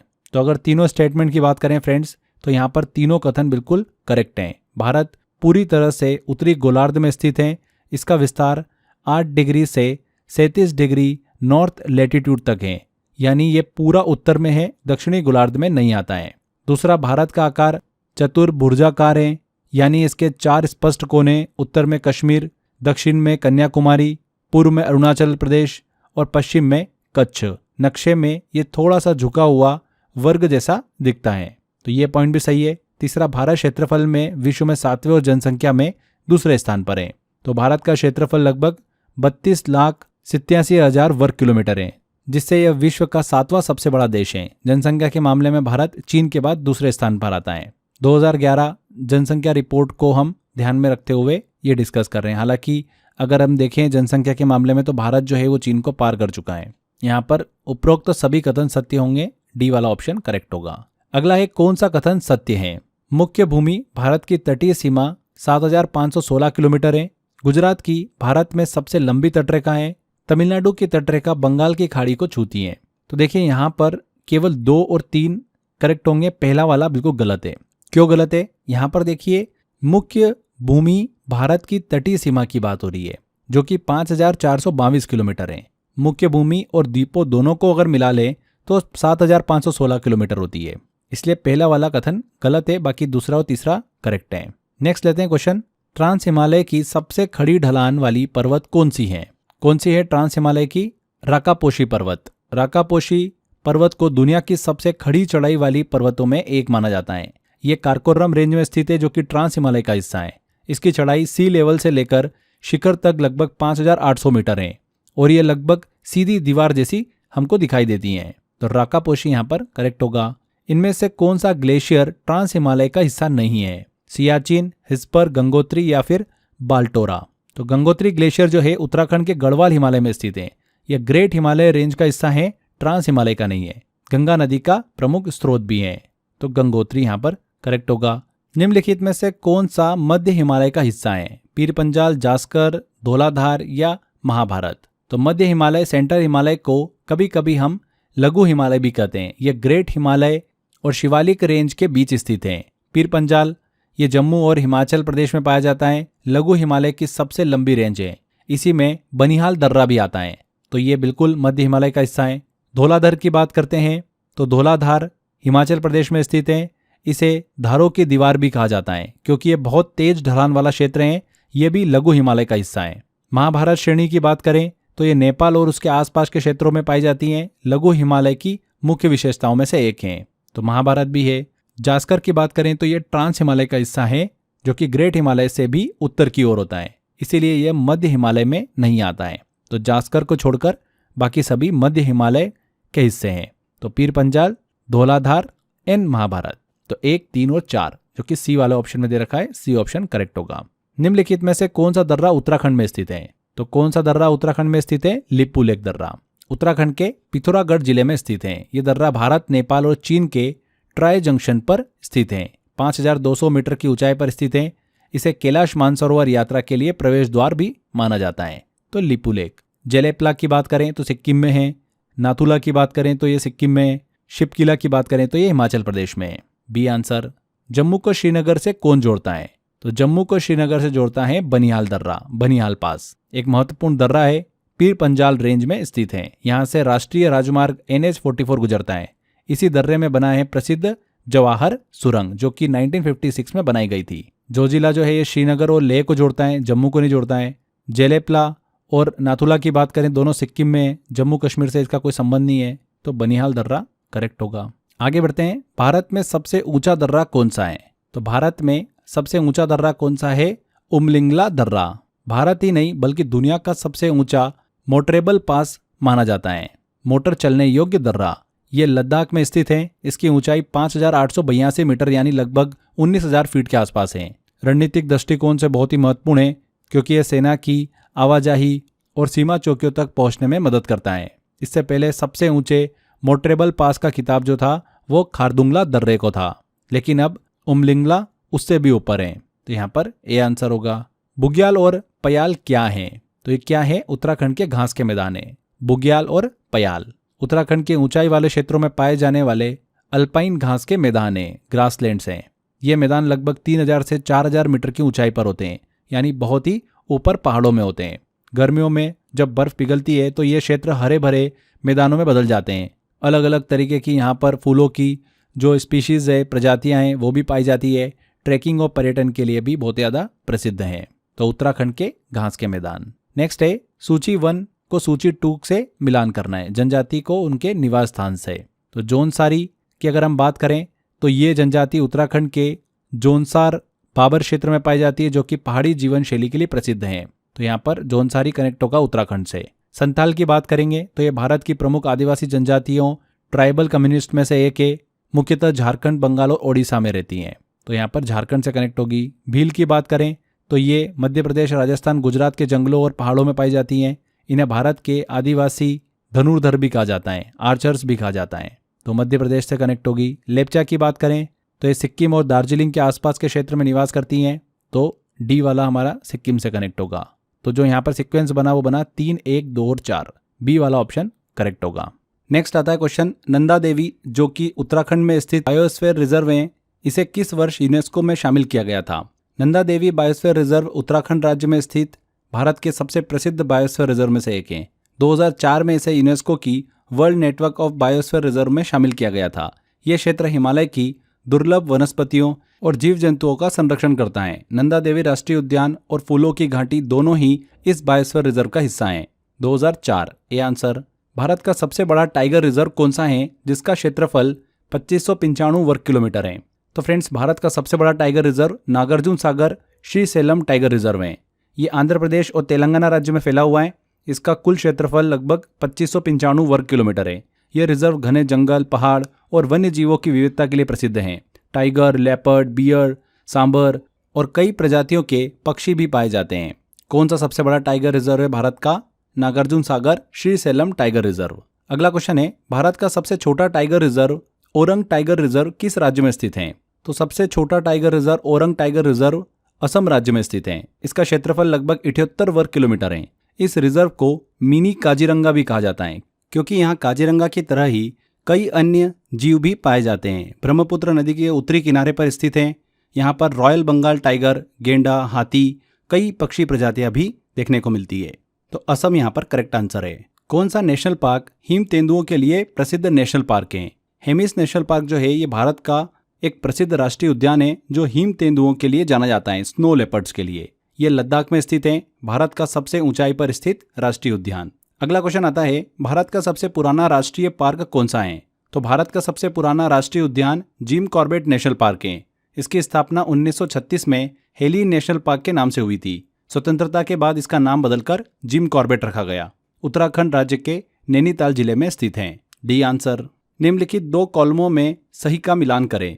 एक तरफ हमको देखिए नेशनल पार्क और टाइगर रिजर्व दे रखे हैं और दूसरी तरफ स्टेट का नाम है। तो बांदीपुर नेशनल पार्क की बात करें तो ये कर्नाटक में स्थित है। बुक्सा टाइगर रिजर्व पश्चिम बंगाल में, माउंट आबू राजस्थान में, पेंच नेशनल पार्क जो है मध्य प्रदेश में स्थित है। इसका कुछ क्षेत्रफल जो है वो महाराष्ट्र में भी है but measure of Madhya Pradesh में स्थित है। तो यहाँ पर फ्रेंड्स पहले का ए का हो जाएगा 4, बी का हो जाएगा 3, सी का हो जाएगा 1 और डी का हो जाएगा 2। तो 4, 3, 1 और 2 ए आंसर यहाँ पर करेक्ट होगा। पूरे विश्व में हरित क्रांति के जनक के रूप में किसे जाना जाता है? तो पूरे विश्व में हरित क्रांति के जनक के रूप में नॉर्मन बोरलॉग को जाना जाता है। उन्हें फादर ऑफ ग्रीन रिवॉल्यूशन के नाम से जाना जाता है। नॉर्मन बोरलॉग एक अमेरिकी वैज्ञानिक थे जिन्होंने गेहूं की हाई यील्ड वेराइटी विकसित की थी। इनके इसी योगदान के कारण 1970 में इन्हें नोबेल शांति पुरस्कार भी दिया गया था। भारत में हरित क्रांति के जनक की बात करें तो वो कौन है? MS स्वामीनाथन है। अगला क्वेश्चन लेते हैं, भारत में जायद के मौसम में इनमें से कौन सी फसल उगाई जाती है? देखिए, भारत में जायद सीजन रबी और खरीफ के बीच का एक छोटा सा कृषि मौसम होता है। ये मार्च से जून के बीच आता है। इस मौसम में मुख्य रूप से कम अवधि शॉर्ट ड्यूरेशन वाली फसलें उगाई जाती हैं। भारत में जायद के मौसम में उगाई जाने वाली अगर प्रमुख फसलों की बात करें तो खीरा, तरबूज, ककड़ी, लौकी, तोरई ये सभी होती हैं। तो यहाँ पर फ्रेंड्स खीरा, कुकुम्बर बिल्कुल करेक्ट आंसर होगा। इनमें से कौन से उत्तर भारत में रबी की फसल है? उत्तर भारत नॉर्थ इंडिया में रबी की फसलें अक्टूबर से दिसंबर में बोई जाती हैं और अप्रैल से जून में काटी जाती हैं। इन फसलों की सिंचाई पर निर्भरता अधिक होती है क्योंकि इस मौसम में वर्षा नहीं होती है। उत्तर भारत में प्रमुख रबी फसलें कौन कौन सी हो गई? गेहूं, जौ, चना, सरसों, मसूर ये सभी। देखिए, इस ऑप्शन में यहाँ पर हमको केवल सरसों ही उत्तर भारत की रबी फसल दिख रही है। तो सरसों, मस्टर्ड, डी आंसर बिल्कुल करेक्ट होगा। बाकी फसलें चावल, कपास, मक्का ये सब खरीफ या फिर जायद सीजन की फसलें हैं। रबी और खरीफ के ऊपर मैंने एक डेडिकेटेड वीडियो बना रखा है, ट्रिक वाला वीडियो है, आप वो वीडियो ज़रूर देख लीजिएगा। एक क्वेश्चन इस टॉपिक से ज़रूर पूछा जाता है, मैंने ट्रिक से बता रखा है। बस एक बार आपको वीडियो देखना है, इस टॉपिक से कभी भी आपका क्वेश्चन गलत नहीं होगा। आप यूट्यूब पर सर्च कर लीजिएगा रबी खरीफ क्रेजी जी के ट्रिक, आपको वीडियो दिख जाएगा। बस उस वीडियो को अच्छे से देख के जाइएगा। आगे बढ़ते हैं। इनमें से कौन सा मोटे अनाज का एक एग्जाम्पल नहीं है? देखिए, मोटे अनाज वे अनाज होते हैं जिनके दाने मोटे और पोषक तत्वों से भरपूर होते हैं। इन्हें मिलेट्स भी कहा जाता है। भारत में मुख्य मोटे अनाजों की बात करें तो ज्वार, बाजरा, रागी ये सभी आते हैं। गेहूं एक प्रमुख खाद्यान्न मेजर फूड ग्रेन है, लेकिन इसे मोटे अनाज की श्रेणी में नहीं रखा जाता है। गेहूं मुख्य रूप से रबी फसल है, तो यहाँ पर वीट। अगला क्वेश्चन आता है, झूम खेती या फिर स्थानांतरित खेती को किस नाम से भी जाना जाता है? तो झूम खेती जो होती है, झूम कल्टीवेशन या शिफ्टिंग कल्टीवेशन, भारत के जो नॉर्थ ईस्ट स्टेट होते हैं उनमें बहुत ज़्यादा प्रचलित होती हैं। एक पारंपरिक कृषि पद्धति है। इस खेती में पहले जंगल को काटा जाता है, फिर उसे जला दिया जाता है, बाद में उस जमीन पर खेती की जाती है। इस प्रक्रिया के कारण झूम खेती को काटो और जलाओ कृषि भी कहा जाता है। यह विशेष रूप से नागालैंड, मिजोरम, मणिपुर, त्रिपुरा इन राज्यों में देखने को मिलती है। तो स्लैश एंड बर्न एग्रीकल्चर, काटो और जलाओ कृषि, डी आंसर। भारत के योजना आयोग ने भारत को कितने कृषि जलवायु क्षेत्रों में विभाजित किया है? तो भारत में कृषि को अधिक प्रभावी और जलवायु के अनुसार उपयुक्त बनाने के लिए प्लानिंग कमीशन ने भारत को 15 कृषि जलवायु क्षेत्र एग्रो क्लाइमेट जोन में विभाजित किया है। कितने? 15। इससे क्या फायदा होता है? किसानों को अपने क्षेत्र की जो क्लाइमेट होती है, जलवायु होती है, उसके अनुसार फसल उगाने में मदद मिलती है। A answer. निम्नलिखित में कौन सी फसल खरीफ फसल का एक उदाहरण है? देखिए, खरीफ फसल, रबी फसल और जायद फसलें की बात करें तो खरीफ फसलें बारिश के समय बोई जाती हैं, जून जुलाई में, और अक्टूबर नवंबर में काट ली जाती हैं। रबी फसलें सर्दी के मौसम में बोई जाती हैं और जायद फसलें बात करें तो गर्मी में बोई जाती हैं। खरीफ फसलों की अगर एग्जाम्पल की बात करते हैं तो धान, चावल, मक्का हो गया, बाजरा हो गया, कपास, तिलहन, ये सभी होते हैं। अब यहाँ पर देखिए फ्रेंड्स, हमसे क्या पूछ रहे हैं कि कौन सी खरीफ फसल का एग्जाम्पल है? तो चावल हमको सीधे से समझ में आ रहा है, बी आंसर। बाकी फसलें जो हैं सारी रबी की फसलें हैं। निम्नलिखित में से किस समूह की फसलें नकदी हैं? देखिए, नकदी फसलें मतलब कैश क्रॉप क्या होती है? ये वो फसलें होती है जिन्हें मुख्य रूप से व्यापार के लिए उगाया जाता है, कमर्शियल पर्पज से, यानी इनका उपयोग घरेलू खाने की बजाय बेचने के लिए अधिक होता है। मेजर कैश क्रॉप की बात करें तो कपास हो गया, कॉटन हो गया, शुगर केन गन्ना, बनाना हो गया, चाय, कॉफ़ी, जूट, ये सभी। तो यहाँ पर देखिए फ्रेंड्स, आपको ऑप्शन सी दिख रहा है, कपास, गन्ना और केला बिल्कुल करेक्ट आंसर होगा। जया, पद्मा और कृष्णा निम्नलिखित में से किस धान्य की उन्नत किस्में हैं? तो जया, पद्मा और कृष्णा ये सभी धान की उन्नत किस्में हैं, राइस की। इन्हें अधिक उत्पादन और कीट रोग प्रतिरोधक क्षमता को ध्यान में रखकर विकसित किया गया है। ये किस्में खासतौर पर ग्रीन रिवॉल्यूशन के समय विकसित हुई थी। भारत में धान मुख्य रूप से खरीफ फसल है, तो धान ए आंसर सही होगा। भारत के इनमें से क्षेत्रों में से कौन सा कपास का अधिकतम मात्रा में उत्पादन करता है? तो भारत में कपास उत्पादन के लिए अनुकूल क्षेत्र मुख्य रूप से कम वर्षा और काली मिट्टी वाले क्षेत्र होते हैं। अब पश्चिमी भारत का सबसे बड़ा कपास उत्पादक क्षेत्र है, जिसमें विशेष रूप से बात करें तो महाराष्ट्र, गुजरात और मध्य प्रदेश का नाम शामिल है। यहाँ की काली मिट्टी और उपयुक्त जलवायु कपास उत्पादन के लिए बिल्कुल परफेक्ट हैं। तो पश्चिमी भारत। झूमिंग अथवा पेड़ा पद्धति क्या है? झूमिंग खेती या फिर पेड़ा पद्धति की बात करें तो एक पारंपरिक कृषि प्रणाली है, ट्रेडिशनल एग्रीकल्चर सिस्टम है, मुख्य रूप से भारत के पूर्वोत्तर राज्यों में प्रयोग होती हैं। अभी हमने डिस्कस भी करा था। इस पद्धति में किसान पहले जंगल को काटते हैं और फिर उसे कुछ समय के लिए सूखने के लिए छोड़ देते हैं। तो जंगल काटकर सूखने को छोड़ना, यही होती है झूमिंग। A answer. इनमें से कौन सी खरीफ फसल नहीं है? देखिए, चना जो है ये रबी की फसल है। इसके अलावा धान, मक्का, ज्वार, बाजरा ये सभी जो है खरीफ की फसलें हैं। चना जो है, चना खरीफ की फसल नहीं है। नेक्स्ट क्वेश्चन आता है, भारतवर्ष में चावल की खेती उन क्षेत्रों में होती है जहां वार्षिक वर्षा कितनी होती है? 100 सेंटीमीटर से अधिक। भारत में देखिए, धान मतलब राइस एक मुख्य खरीफ फसल है। धान की खेती के लिए भरपूर पानी की आवश्यकता होती है क्योंकि यह वाटर लविंग क्रॉप है। धान की खेती उन क्षेत्रों में अधिक की जाती है जहां पर सालाना एनुअल रेनफॉल कम से कम 100 सेंटीमीटर से अधिक होती है। पूर्वोत्तर भारत, पश्चिम बंगाल, ओडिशा, असम, बिहार, उत्तर प्रदेश के कुछ हिस्से, यहाँ पर धान उत्पादन प्रमुख रूप से होता है। जहाँ पर बारिश कम होती है वहाँ पर सिंचाई से धान की खेती की जाती है। फिर तो 100 सेंटीमीटर से अधिक ये आइडियल कंडीशन है। D answer. पहचाने कि भारत में कृषि के संबंध में इनमें से कौन से कथन सही हैं? भारत में रबी की फसलें अक्टूबर से दिसंबर तक बोई जाती हैं और अप्रैल से जून तक काटी जाती हैं। भारत में रबी के दौरान उगाई जाने वाली महत्वपूर्ण फसलें धान, मक्का, चना, सोयाबीन और सरसों हैं। और तीसरा ऑप्शन दे रखा है हमको, औस, अमन और बोरो असम, पश्चिम बंगाल और ओडिशा से धान की 3 फसलें हैं। तो इन तीनों स्टेटमेंट के बारे में बात करें पहला स्टेटमेंट, भारत में रबी फसलें अक्टूबर से दिसंबर के बीच में बोई जाती हैं और अप्रैल से जून के बीच काटी जाती हैं। ये पॉइंट बिल्कुल सही है। सेकंड वाला ऑप्शन आप देखोगे तो भारत में रबी के दौरान उगाई जाने वाली महत्वपूर्ण फसलें धान, मक्का, चना, सोयाबीन और सरसों हैं। धान जो है ये तो खरीफ की फसल है, अब यहाँ पर रबी दे रखा है, मतलब सेकंड ऑप्शन तो गलत ही हो गया। तीसरा ऑप्शन, औस, अमन और बोरो, असम, पश्चिम बंगाल और ओडिशा से धान की 3 फसलें हैं, ये पॉइंट भी बिल्कुल सही है। तो केवल स्टेटमेंट 1 और 3 सही हैं। तो देखिए ऐसा ऑप्शन कौन सा दिख रहा है हमको, ऑप्शन बी दिख रहा है। आगे बढ़ते हैं, इनमें से कौन सा स्थल भारत में तांबे की खानों के लिए प्रसिद्ध है? तो भारत में कॉपर की सबसे प्रसिद्ध खान राजस्थान के झुंझुनू जिले में स्थित खेतड़ी है। कौन सी है? खेतड़ी। खेतड़ी भारत की सबसे बड़ी तांबा उत्पादन खदान है। यहाँ भारत की प्रमुख तांबा खनन कंपनी हिंदुस्तान कॉपर लिमिटेड द्वारा तांबे का उत्खनन किया जाता है। इसके अलावा और कॉपर की खदानें की बात करें तो मालंज खंड का नाम आता है जो कि मध्य प्रदेश में है। सिंहभूम का नाम आता है जो कि झारखंड में है। ओके, अगला क्वेश्चन आता है, इनमें से कौन सा राज्य बॉक्साइट का सबसे बड़ा उत्पादक है? बॉक्साइट की बात करें तो एल्यूमिनियम का मुख्य अयस्क है ये, मेन और ऑफ एल्यूमिनियम। भारत में सबसे ज़्यादा बॉक्साइट का उत्पादन ओडिशा राज्य में होता है। इसके अलावा बॉक्साइट उत्पादन के अगर हम अन्य राज्यों की बात करें तो झारखंड का नाम भी आता है, छत्तीसगढ़ का भी आता है, गुजरात, महाराष्ट्र का नाम भी आता है, बट ओडिशा जो है सबसे ज़्यादा बॉक्साइट का उत्पादन करता है। तो डी आंसर होगा। छत्तीसगढ़ में स्थित हसदेव पहाड़ी, हसदेव घाटी किन खदानों के लिए प्रसिद्ध हैं? हसदेव घाटी छत्तीसगढ़ राज्य में स्थित मुख्य रूप से ये कोयले खदाने के लिए प्रसिद्ध हैं, कोल के लिए। ये क्षेत्र दक्षिण पूर्वी कोलफील्ड लिमिटेड के अंतर्गत आता है। भारत की एक प्रमुख कोयला उत्पादन कंपनी है। हसदेव घाटी को छत्तीसगढ़ की कोल बेल्ट भी कहा जाता है, कोयला पट्टी। यहाँ से निकलने वाला कोयला थर्मल पावर प्लांट और हेवी इंडस्ट्रीज में उपयोग होता है। तो सी आंसर यहाँ पर सही होगा। माइका अभ्रक के बारे में इनमें से कौन सा कथन सही है? अभ्रक जो होता है एक बहुत ही इंपॉर्टेंट मिनरल है जो इलेक्ट्रॉनिक्स और बिजली उपकरणों में इस्तेमाल किया जाता है। अभ्रक मुख्यतः लोहा, सिलिका और मैग्नीशियम से मिलकर बनता है। ये जो खनिज है ये आग रोधी होता है, हीट रेजिस्टेंट होता है और विद्युत रोधी इलेक्ट्रिक इंसुलेटर गुणों के कारण विशेष महत्व रखता है। भारत में अभ्रक उत्पादन के अगर प्रमुख राज्यों की बात करें तो झारखंड, आंध्र प्रदेश और राजस्थान का नाम आता है।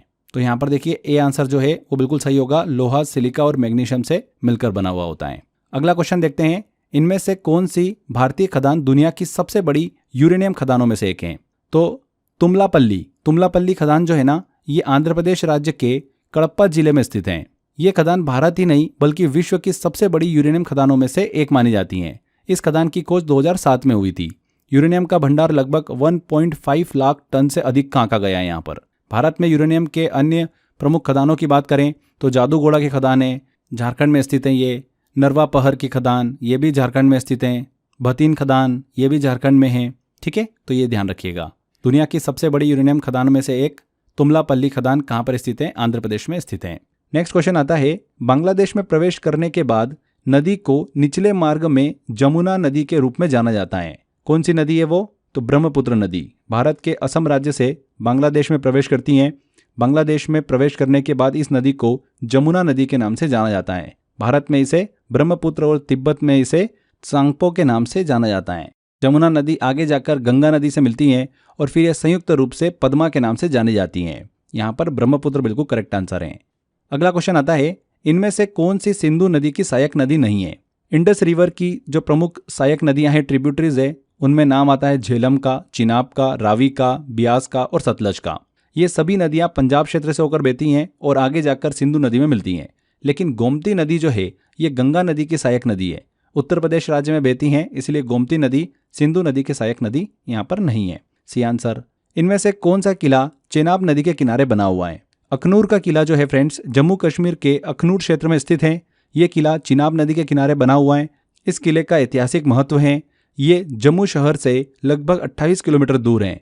चिनाब नदी की खूबसूरत घाटियों के पास बना यह किला देखने में बहुत ही आकर्षक लगता है, अखनूर का किला। अगला आता है क्वेश्चन, सांगपो और दिहांग किस नदी के अन्य नाम है? तो ब्रह्मपुत्र नदी को अलग अलग क्षेत्रों में अलग अलग नाम से जाना जाता है। तिब्बत में इसे सांगपो, भारत के अरुणाचल प्रदेश में प्रवेश करने के बाद में इसे दिहांग के नाम से जाना जाता है। आगे चलकर असम में इसे ब्रह्मपुत्र के नाम से जाना जाता है। यह नदी तिब्बत, भारत और बांग्लादेश से होकर बहती हैं। तो किसे? ब्रह्मपुत्र नदी को। ब्रह्मपुत्र उन प्रमुख नदियों में से एक है जो कई सहायक नदियों के साथ कई देशों में प्रवाहित होती हैं। इनमें से कौन सी ब्रह्मपुत्र की सहायक नदी नहीं है? देखिए, दिबांग, सुबनसिरी, तिस्ता, ये सभी नदी जो है ये ब्रह्मपुत्र की सहायक नदी हैं। ये सभी नदियां भारत के पूर्वोत्तर राज्यों से होकर ब्रह्मपुत्र नदी में मिलती हैं, जबकि तमसा नदी जो है गंगा नदी की सहायक नदी है और ये मध्य प्रदेश में बहती हैं, इसीलिए तमसा नदी ब्रह्मपुत्र की सहायक नदी नहीं है। D answer. इनमें से कौन सी नदियां पश्चिम दिशा की ओर बहती हैं और अरब सागर में मिलती हैं? तो पश्चिम दिशा की ओर बहती हैं नर्मदा और ताप्ती नदी। भारत की अधिकांश नदियां जो है फ्रेंड्स वो पूर्व दिशा में बहती हैं, ईस्टवर्ड बहती हैं, बंगाल की खाड़ी में जाकर गिर जाती हैं। लेकिन कुछ प्रमुख नदियां हैं जो पश्चिम दिशा में बहती हैं और अरब सागर में जाकर मिलती हैं। इनमें से प्रमुख नदियों की बात करें तो नर्मदा नदी और ताप्ती नदी का नाम आता है। नर्मदा नदी मध्य प्रदेश से निकलती हैं, गुजरात में आगे बढ़ते हुए ये अरब सागर में गिर जाती हैं। ताप्ती नदी की बात करें तो मध्य प्रदेश से निकलकर महाराष्ट्र होते हुए गुजरात के अरब सागर में जाकर ये गिर जाती हैं। ये दोनों नदियां भारत की वेस्ट फ्लोइंग रिवर के प्रमुख एग्जाम्पल में से एक हैं।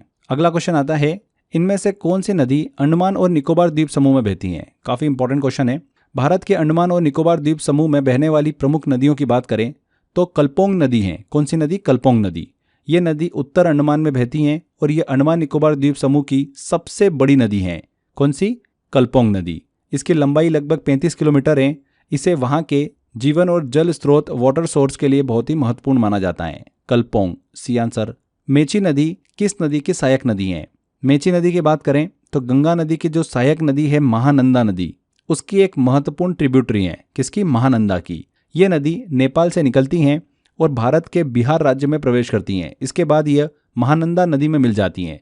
महानंदा नदी आगे चलकर गंगा नदी में मिलती हैं, इसलिए मेची नदी को महानंदा नदी की सहायक नदी, ट्रिब्यूटरी ऑफ महानंदा रिवर माना जाता है। तो महानंदा, डी आंसर करेक्ट है। पिंडार नदी इनमें से किस स्थान पर अलकनंदा से मिलती हैं? पिंडार नदी जो है ये उत्तराखंड राज्य में बहती हैं। ये नदी कुमायूं हिमालय के पिंडारी ग्लेशियर से निकलती हैं। पिंडार नदी अलकनंदा नदी से कर्णप्रयाग नामक स्थान पर आकर मिलती हैं। कर्णप्रयाग उत्तराखंड का एक प्रमुख संगम स्थल है। इसके बाद अलकनंदा नदी आगे बढ़कर देवप्रयाग में भागीरथी नदी से मिलती है, जहां से इनका संयुक्त रूप जो है वो गंगा नदी के नाम से जाना जाता है। यहाँ पर कर्णप्रयाग बिल्कुल करेक्ट आंसर होगा। माउंट आबू हिल स्टेशन इनमें से किस पर्वत श्रेणी में स्थित है? माउंट आबू राजस्थान राज्य का एकमात्र हिल स्टेशन है। ये अरावली पर्वत श्रृंखला में स्थित है। किस पर्वत श्रृंखला में स्थित है? अरावली पर्वत श्रृंखला में। अरावली पर्वत जो है भारत की सबसे प्राचीन पर्वत श्रृंखला मानी जाती है, ओल्डेस्ट माउंटेन रेंज। ये टूरिज्म और धार्मिक दृष्टि से बहुत ही प्रसिद्ध हैं। यहाँ का दिलवाड़ा जैन मंदिर जो है बहुत ही ज़्यादा फेमस है। माउंट आबू की सबसे ऊंची चोटी जो है वो कौन सी है? गुरु शिखर पर्वत है। आगे बढ़ते हैं। जयंतिया किस राज्य में पाए जाने वाली जनजाति के साथ साथ एक पर्वत श्रेणी का नाम है? जयंतिया जो है एक जनजाति ट्राइब का नाम है जो भारत के मेघालय राज्य में पाई जाती हैं। इसके साथ ही जयंतिया पहाड़ियां जो है ये मेघालय में स्थित हैं। मेघालय राज्य की 3 प्रमुख पहाड़ी श्रृंखला हैं, खासी हिल्स, गारो हिल्स और जयंतिया हिल्स। जयंतिया जनजाति मुख्यतः जयंतिया हिल में निवास करती हैं। नेक्स्ट क्वेश्चन है, साल्तोरो कांगरी चोटी इनमें से किस सीमा पर स्थित है? साल्तोरो कांगरी चोटी भारत पाकिस्तान सीमा के पास स्थित है। ये चोटी कारकोरम पर्वत श्रृंखला जो है उसका हिस्सा है। सियाचिन ग्लेशियर के पास मौजूद साल्तोरो पर्वत में स्थित हैं। साल्तोरो कांगरी भारत की प्रमुख चोटियों में से एक है, जिसकी ऊंचाई लगभग 7,742 मीटर है। ये भारत और पाकिस्तान के बीच सामरिक दृष्टि से बहुत ही महत्वपूर्ण क्षेत्र हैं। यहाँ पर भारत पाकिस्तान सीमा करेक्ट आंसर होगा। अगला क्वेश्चन है, नीलगिरी पहाड़ियों के संबंध में इनमें से कौन सा कथन सही नहीं है? नीलगिरी हिल्स भारत के वेस्टर्न घाट और ईस्टर्न घाट के संगम पर स्थित हैं। ये पहाड़ियाँ मुख्यतः तमिलनाडु, केरल और कर्नाटक की सीमा पर फैली हुई हैं। यहाँ पर चाय, कॉफ़ी इनकी खेती बड़े पैमाने पर की जाती है। नीलगिरी की सबसे ऊंची चोटी कौन सी है? डोडा बेट्टा है, जिसकी ऊंचाई लगभग 2,637 मीटर है। लेकिन यह कर्नाटक का पहाड़ी क्षेत्र नहीं है, बल्कि तमिलनाडु राज्य का हिस्सा है, इसीलिए यह कर्नाटक का एक पहाड़ी क्षेत्र है। ये कथन बिल्कुल यहाँ पर गलत होगा। C answer. अरावली पर्वतमाला के उच्चतम बिंदु का नाम क्या है? अरावली पर्वत की सर्वोच्च चोटी कौन सी है? गुरु शिखर है। गुरु शिखर की ऊंचाई कितनी है? 1722 मीटर है। माउंट गॉडविन ऑस्टिन K2 की ऊंचाई कितनी मीटर है? तो माउंट गॉडविन ऑस्टिन, जिसे K2 के नाम से भी जाना जाता है, दुनिया की दूसरी सबसे ऊंची चोटी है। इसकी ऊंचाई 8,611 मीटर है। यह कारकोरम पर्वत श्रृंखला में स्थित है और भारत पाकिस्तान सीमा के पास गिलगित बाल्टिस्तान क्षेत्र में आता है। K2 को पर्वतारोहियों के लिए सबसे खतरनाक पहाड़ जो है वो माना जाता है। 8,611 मीटर इसकी ऊंचाई है। गुजरात स्थित जूनागढ़ की गिरनार पहाड़ियाँ किस आमों की किस्म के लिए प्रसिद्ध हैं? तो गुजरात राज्य के जूनागढ़ जिले की जो गिरनार पहाड़ियाँ हैं, केसर आम की प्रसिद्ध किस्म के लिए जानी जाती हैं। केसर आम को सौराष्ट्र का सोना भी कहा जाता है। इसका स्वाद, खुशबू और जो क्वालिटी है इसे भारत के बेहतरीन आमों में शामिल करता है। तो केसर ए आंसर। ग्रेट प्लेन्स को भारत के रोटी का कटोरा कहा जाता है क्योंकि वे किस फसल का उत्पादन करते हैं? तो भारत के जो ग्रेट प्लेन्स हैं या इंडो गैंगटिक मैदान, उनको भारत का रोटी का कटोरा कहा जाता है। ब्रेड बास्केट ऑफ इंडिया, इसका मुख्य कारण क्या है? यहाँ पर गेहूं का बहुत अधिक उत्पादन, हाई प्रोडक्शन होना। ये क्षेत्र जो है उपजाऊ जलोढ़ मिट्टी, पर्याप्त सिंचाई और अनुकूल जलवायु की वजह से गेहूं उत्पादन के लिए सबसे उपयुक्त हैं। खास करके पंजाब, हरियाणा, उत्तर प्रदेश और बिहार में गेहूं की भरपूर खेती की जाती है। तो यहाँ पर वीट, गेहूं बिल्कुल करेक्ट आंसर होगा। इंडो गैंगटिक मैदान के निर्माण के लिए मुख्य रूप से कौन सी नदियां जिम्मेदार हैं? तो इंडो गैंगटिक मैदान के निर्माण में मुख्यतः सिंधु नदी और गंगा नदी की यहाँ पर भूमिका होती है। लाखों वर्षों में इन नदियों द्वारा लाई गई जलोढ़ मिट्टी के जमाव से यह विशाल मैदान बना है। यह मैदान भारत के उत्तर पश्चिम से पूर्व भाग तक फैला हुआ है। इसे विश्व के सबसे उपजाऊ क्षेत्र, मोस्ट फर्टाइल रीजन में गिना जाता है। इंडो गैंगटिक प्लेन, यहाँ पर सिंधु और गंगा। अगला क्वेश्चन है, इनमें से कौन सा फसल आमतौर पर इंडो गैंगटिक मैदान में नहीं उगाया जाता है? तो फ्रेंड्स, ये भारत का सबसे उपजाऊ क्षेत्र है जहां पर मुख्य रूप से चावल, गेहूं, गन्ना, इन सब की खेती बड़े पैमाने पर होती है। लेकिन चाय की खेती जो है इस क्षेत्र में सामान्य रूप से नहीं होती है। चाय की खेती के लिए पहाड़ी क्षेत्र, ठंडी जलवायु, कूल क्लाइमेट और हाई रेनफॉल की आवश्यकता होती है, जो असम, दार्जिलिंग और दक्षिण भारत के पर्वतीय क्षेत्रों में देखने को मिलती है। तो यहाँ पर डी आंसर, चाय की खेती जो है वो नहीं होती है। नेक्स्ट है, इनमें से कौन सा पश्चिम बंगाल का सबसे ऊंचा शिखर है? कौन सा है पश्चिम बंगाल का सबसे ऊंचा शिखर? हाईएस्ट पीक कौन सी है? संदकफू। इसकी ऊंचाई की बात करें तो लगभग 3636 मीटर है। ये चोटी दार्जिलिंग जिले में स्थित है। इसे ट्रैकिंग के लिए बहुत ही प्रसिद्ध माना जाता है। यहाँ से विश्व की 4 सबसे ऊंची चोटियां माउंट एवरेस्ट, कंचनजंगा, लोत्से और मकालू भी दिखाई देते हैं। यहाँ पर ए आंसर बिल्कुल सही होगा, संदकफू। नेक्स्ट क्वेश्चन है, कौन सा पठार, कौन सा प्लेट्यू एक आयताकार ब्लॉक, रेक्टेंगुलर ब्लॉक है जो भारतीय उपमहाद्वीप के पठार का उत्तर पूर्वी दिशा में विस्तार द्वारा निर्मित है? तो मेघालय प्लेट्यू जो है ये एक आयताकार रेक्टेंगुलर प्लेट्यू है जो भारतीय प्रायद्वीपीय पठार का उत्तर पूर्वी विस्तार है। ये जो प्लेट्यू है असम और बांग्लादेश की सीमा के पास स्थित है। मुख्यतः 3 भागों में बटा हुआ है, गारो हिल्स, खासी हिल्स और जयंतिया हिल्स। ये क्षेत्र भारी वर्षा के लिए बहुत ही प्रसिद्ध हैं, खास करके चेरापूंजी और मौसिनराम जैसे स्थानों की वजह से। यहाँ पर मेघालय प्लेट्यू बिल्कुल करेक्ट आंसर होगा। अगला क्वेश्चन है, इनमें से कौन सा शिखर झारखंड का सबसे ऊंचा शिखर है? तो झारखंड राज्य की सबसे ऊंची चोटी की बात करें तो वो कौन सी है? पारसनाथ की चोटी। इसकी ऊंचाई लगभग 1365 मीटर है। यह चोटी गिरिडीह जिले में स्थित है। इसे जैन धर्म के लिए बहुत ही पवित्र स्थान माना जाता है। पारसनाथ हिल को समेत शिखर भी कहा जाता है क्योंकि जैन धर्म के 24 में से 20 तीर्थंकरों को यहाँ पर मोक्ष प्राप्त हुआ था। तो पारसनाथ झारखंड की हाईएस्ट पीक, डी आंसर। इनमें से कौन से पहाड़ और उनके क्षेत्र सही ढंग से मेल खाते हैं? यहाँ पर देखिए, पटकाई हिल की बात करें तो वेस्टर्न घाट बताया हुआ है जो कि गलत है, ये पूर्वोत्तर भारत में है। मिजो पहाड़ की बात करें तो यहाँ पर पूर्वी घाट बताया हुआ है जो कि गलत है, ये पूर्वोत्तर भारत में स्थित है, मिजोरम में। शेवराय पहाड़ी की बात हो रही है, पूर्वी घाट का हिस्सा है न कि पश्चिमी घाट का। यहाँ पर क्या बता रखा है? पश्चिमी घाट, जो कि गलत है। जावड़ी पहाड़ी की बात करें तो यहाँ पर पूर्वी घाट बताया हुआ है, ये बिल्कुल करेक्ट है। जावड़ी पहाड़ी तमिलनाडु राज्य में ही स्थित है, मतलब पूर्वी घाट, बिल्कुल करेक्ट है, डी आंसर सही होगा। अगला क्वेश्चन आता है, कालसुबाई शिखर इनमें से किस भारतीय राज्य में स्थित है? कालसुबाई की बात कर रहे हैं फ्रेंड्स, महाराष्ट्र राज्य में स्थित है। यह सह्याद्री पहाड़ियों या फिर पश्चिमी घाट बोल सकते हैं, उसका हिस्सा है। कालसुबाई चोटी जो है महाराष्ट्र की सबसे ऊंची चोटी है, हाईएस्ट पीक ऑफ महाराष्ट्र है, जिसकी ऊंचाई 1646 मीटर है। यह नासिक जिले में स्थित है और ट्रैकिंग के लिए बहुत ज़्यादा प्रसिद्ध है कालसुबाई शिखर। इनमें से कौन सा पूर्वी घाटों का सबसे ऊंचा शिखर है? पूर्वी घाट की बात हो रही है तो महेंद्रगिरी चोटी जो है सबसे ऊंची चोटी है, इसकी हाईएस्ट पीक है। इसकी ऊंचाई लगभग 1501 मीटर है। यह ओडिशा राज्य के गजपति जिले में स्थित है। महेंद्रगिरी पर्वत का धार्मिक महत्व भी बहुत है क्योंकि इसे भगवान परशुराम की तपोस्थली के रूप में भी जाना जाता है। बाकी विकल्प जैसे अगर हम बात करें अनाईमुडी या डोडाबेट्टा या कंचनजंगा की, तो ये पूर्वी घाट में नहीं आते हैं। स्टेटमेंट दिया है उस पर विचार करना है। असम भूटान तथा बांग्लादेश की सीमाओं से लगा हुआ है। पश्चिम बंगाल भूटान तथा नेपाल की सीमाओं से लगा हुआ है। मिजोरम बांग्लादेश तथा म्यांमार की सीमाओं से लगा हुआ है। तो इनमें से उपयुक्त कथनों में से कौन सा सही है हमको यहाँ पर देखना है। तो फ्रेंड्स, असम जो है भारत का उत्तर पूर्वी राज्य है जिसकी सीमा जो है वो भूटान, बांग्लादेश दोनों से लगती है। इसके अलावा यह कई भारतीय राज्यों से भी घिरा हुआ है। वेस्ट बंगाल की बात करें तो पूर्वी भारत का राज्य है जिसकी सीमा भूटान, नेपाल, बांग्लादेश जैसे देशों से जुड़ी हुई है। तो यहाँ पर यह लाइन जो बोली हुई है कि भूटान तथा नेपाल से सीमाएं शेयर करता है पश्चिम बंगाल, तो बिल्कुल सही है। मिजोरम भारत का एक उत्तर पूर्वी राज्य है जिसकी सीमा बांग्लादेश और म्यांमार से लगती है। तीनों ही यहाँ पर जो स्टेटमेंट है बिल्कुल सही है क्योंकि सभी राज्यों की सीमाएं जो हैं वो बताई गई जगहों से जुड़ी हुई हैं। तो ए आंसर सही होगा। 1, 2 और 3 तीनों स्टेटमेंट सही हैं। वायुमंडल में कितने प्रतिशत ऑक्सीजन मौजूद हैं? तो वायुमंडल में गैस कंपोजिशन अगर हम देखें तो नाइट्रोजन 78%, ऑक्सीजन 21%, बाकी गैसेज जो होती है ऑर्गन, CO2 और ये सभी 1% के अंतर्गत। इसलिए जीवन के लिए ज़रूरी ऑक्सीजन 21% के आसपास पाई जाती हैं। D answer. चलिए आगे बढ़ते हैं। भारत के बड़े जिलों मतलब डिस्ट्रिक्ट की बात हो रही है, उनका सही क्रम हमको बताना है क्षेत्रफल की दृष्टि से कौन से बड़े जिले हैं। तो भारत में क्षेत्रफल एरिया के आधार पर सबसे बड़े जिले की बात करें, लार्जेस्ट डिस्ट्रिक्ट की बात करें तो कच्छ सबसे पहले नंबर पर आता है, फिर लेह आता है और फिर जैसलमेर आता है। कच्छ का जो एरिया है वो लगभग 45,674 स्क्वायर किलोमीटर है। लेह का बिल्कुल बराबर ही है, बहुत थोड़ा सा अंतर है, 45,110 स्क्वायर किलोमीटर है। जैसलमेर का 38,401 स्क्वायर किलोमीटर। तो एरिया के हिसाब से अगर हम सही क्रम देखें तो कच्छ सबसे बड़ा, फिर लेह और फिर जैसलमेर। तो डी आंसर यहाँ पर बिल्कुल करेक्ट होगा। इंपॉर्टेंट क्वेश्चन है। अगला क्वेश्चन लेते हैं।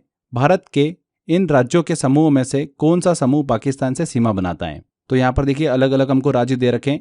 भारत की सीमा पाकिस्तान से लगती है और कुल अगर सीमा की लंबाई की बात करें, बॉर्डर लेंथ की बात करें तो वो कितनी है? 3,323 किलोमीटर है। मतलब भारत पाकिस्तान से 3,323 किलोमीटर लंबी सीमा शेयर करता है।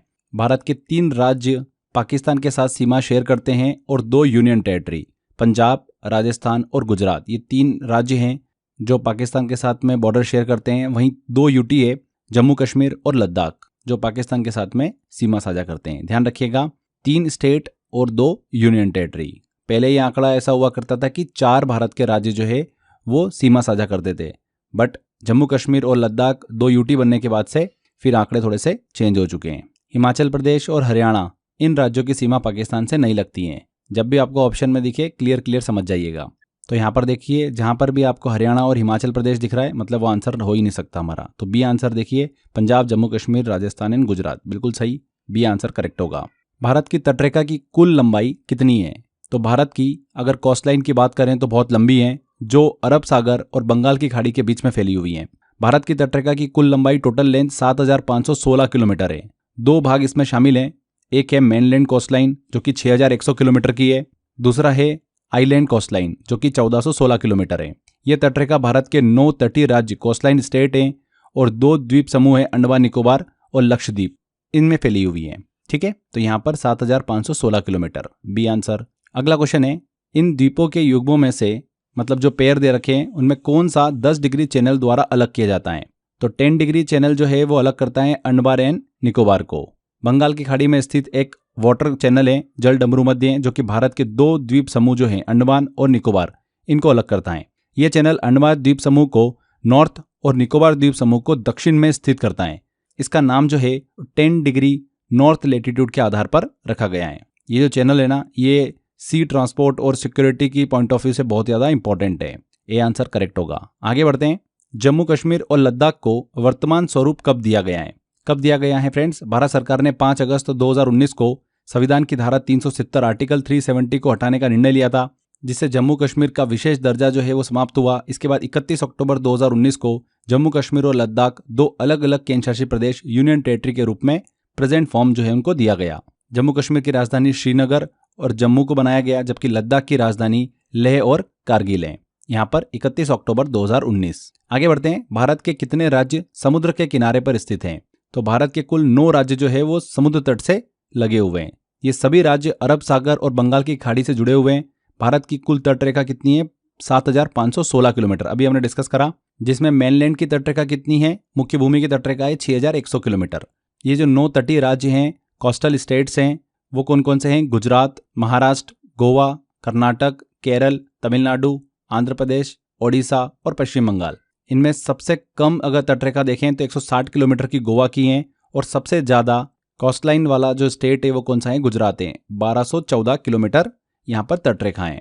अगला क्वेश्चन लेते हैं, दक्कन पास किसके बीच स्थित है? दक्कन पास जो है, दक्कन दर्रा, वो अंडमान एंड निकोबार आइलैंड में स्थित एक जल डमरू मध्य है, वाटर चैनल है। ये साउथ अंडमान और लिटिल और स्मॉल अंडमान द्वीपों के बीच में स्थित है। मतलब दक्षिणी अंडमान और छोटा अंडमान जो है उन द्वीपों के बीच में स्थित है दक्कन पास। ये चैनल अंडमान सागर में नेविगेशन और द्वीपों के बीच आवागमन के लिए बहुत ज़्यादा इंपॉर्टेंट है। ये जो पास है, दर्रा है, मछली पकड़ने और जो सी ट्रेड होता है उसके दृष्टिकोण से भी बहुत ज़्यादा उपयोगी है दक्कन पास। यहाँ पर सी आंसर बिल्कुल करेक्ट होगा, south Andaman and small Andaman के बीच स्थित है दक्कन पास। क्लियर हुआ आपको? अगला क्वेश्चन है, इनमें से कौन सा राज्य पहले नेफा के नाम से जाना जाता था? तो नेफा के नाम से जाना जाता था अरुणाचल प्रदेश। नेफा का पूरा नाम क्या था? नॉर्थ ईस्ट फ्रंटियर एजेंसी, उत्तर पूर्व सीमांत एजेंसी। भारत की स्वतंत्रता के बाद में यह क्षेत्र जो है असम राज्य के अंतर्गत आता था। बाद में 1972 में इसे यूनियन टेरिटरी बनाया गया, इसका नाम पड़ा अरुणाचल प्रदेश। 1987 में फिर अरुणाचल प्रदेश को फुल स्टेट का दर्जा मिला था। अरुणाचल प्रदेश भारत का सबसे पूर्वोत्तर राज्य है जो कि चाइना से इंटरनेशनल बॉर्डर बनाता है। यहाँ पर अरुणाचल प्रदेश को पहले नेफा के नाम से जाना जाता था। नेक्स्ट क्वेश्चन आता है, पड़ोसी देशों से मिलने वाली सीमा के संदर्भ में कौन सा कथन असत्य है? तो देखिए यहाँ पर 4 दे रखा है, पाकिस्तान रेडक्लिफ, चीन मैकमोहन, अफगानिस्तान डूरन, श्रीलंका रॉयल सीमा।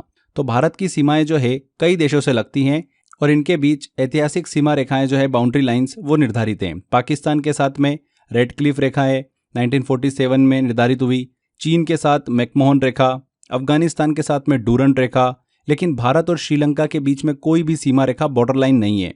इनके बीच समुद्र स्थित है जिसे पाक स्ट्रेट कहते हैं। रॉयल बॉर्डर नाम की कोई भी सीमा रेखा नहीं है, डी आंसर। ओडिशा में एपीजे अब्दुल कलाम के नाम पर किस द्वीप का नाम रखा गया? तो ओडिशा राज्य के बालासोर तट के पास में स्थित व्हीलर आइलैंड भारत का एक प्रमुख आइलैंड है। इस आइलैंड का उपयोग भारत की रक्षा अनुसंधान एवं विकास संगठन जो है DRDO, उसके द्वारा मिसाइल टेस्टिंग के लिए किया जाता है। 2015 में इस द्वीप का नाम बदलकर भारत के जो पूर्व राष्ट्रपति थे, जिन्हें मिसाइल मैन भी कहा जाता था, डॉक्टर एपीजे अब्दुल कलाम, उनके सम्मान में doctor APJ Abdul Kalam island. तो ओडिशा में एपीजे अब्दुल कलाम के नाम पर किस द्वीप का नाम रखा गया? व्हीलर द्वीप, डी आंसर। इनमें से वह राज्य क्षेत्र कौन सा है जिसकी सीमा मिजोरम से नहीं लगती है?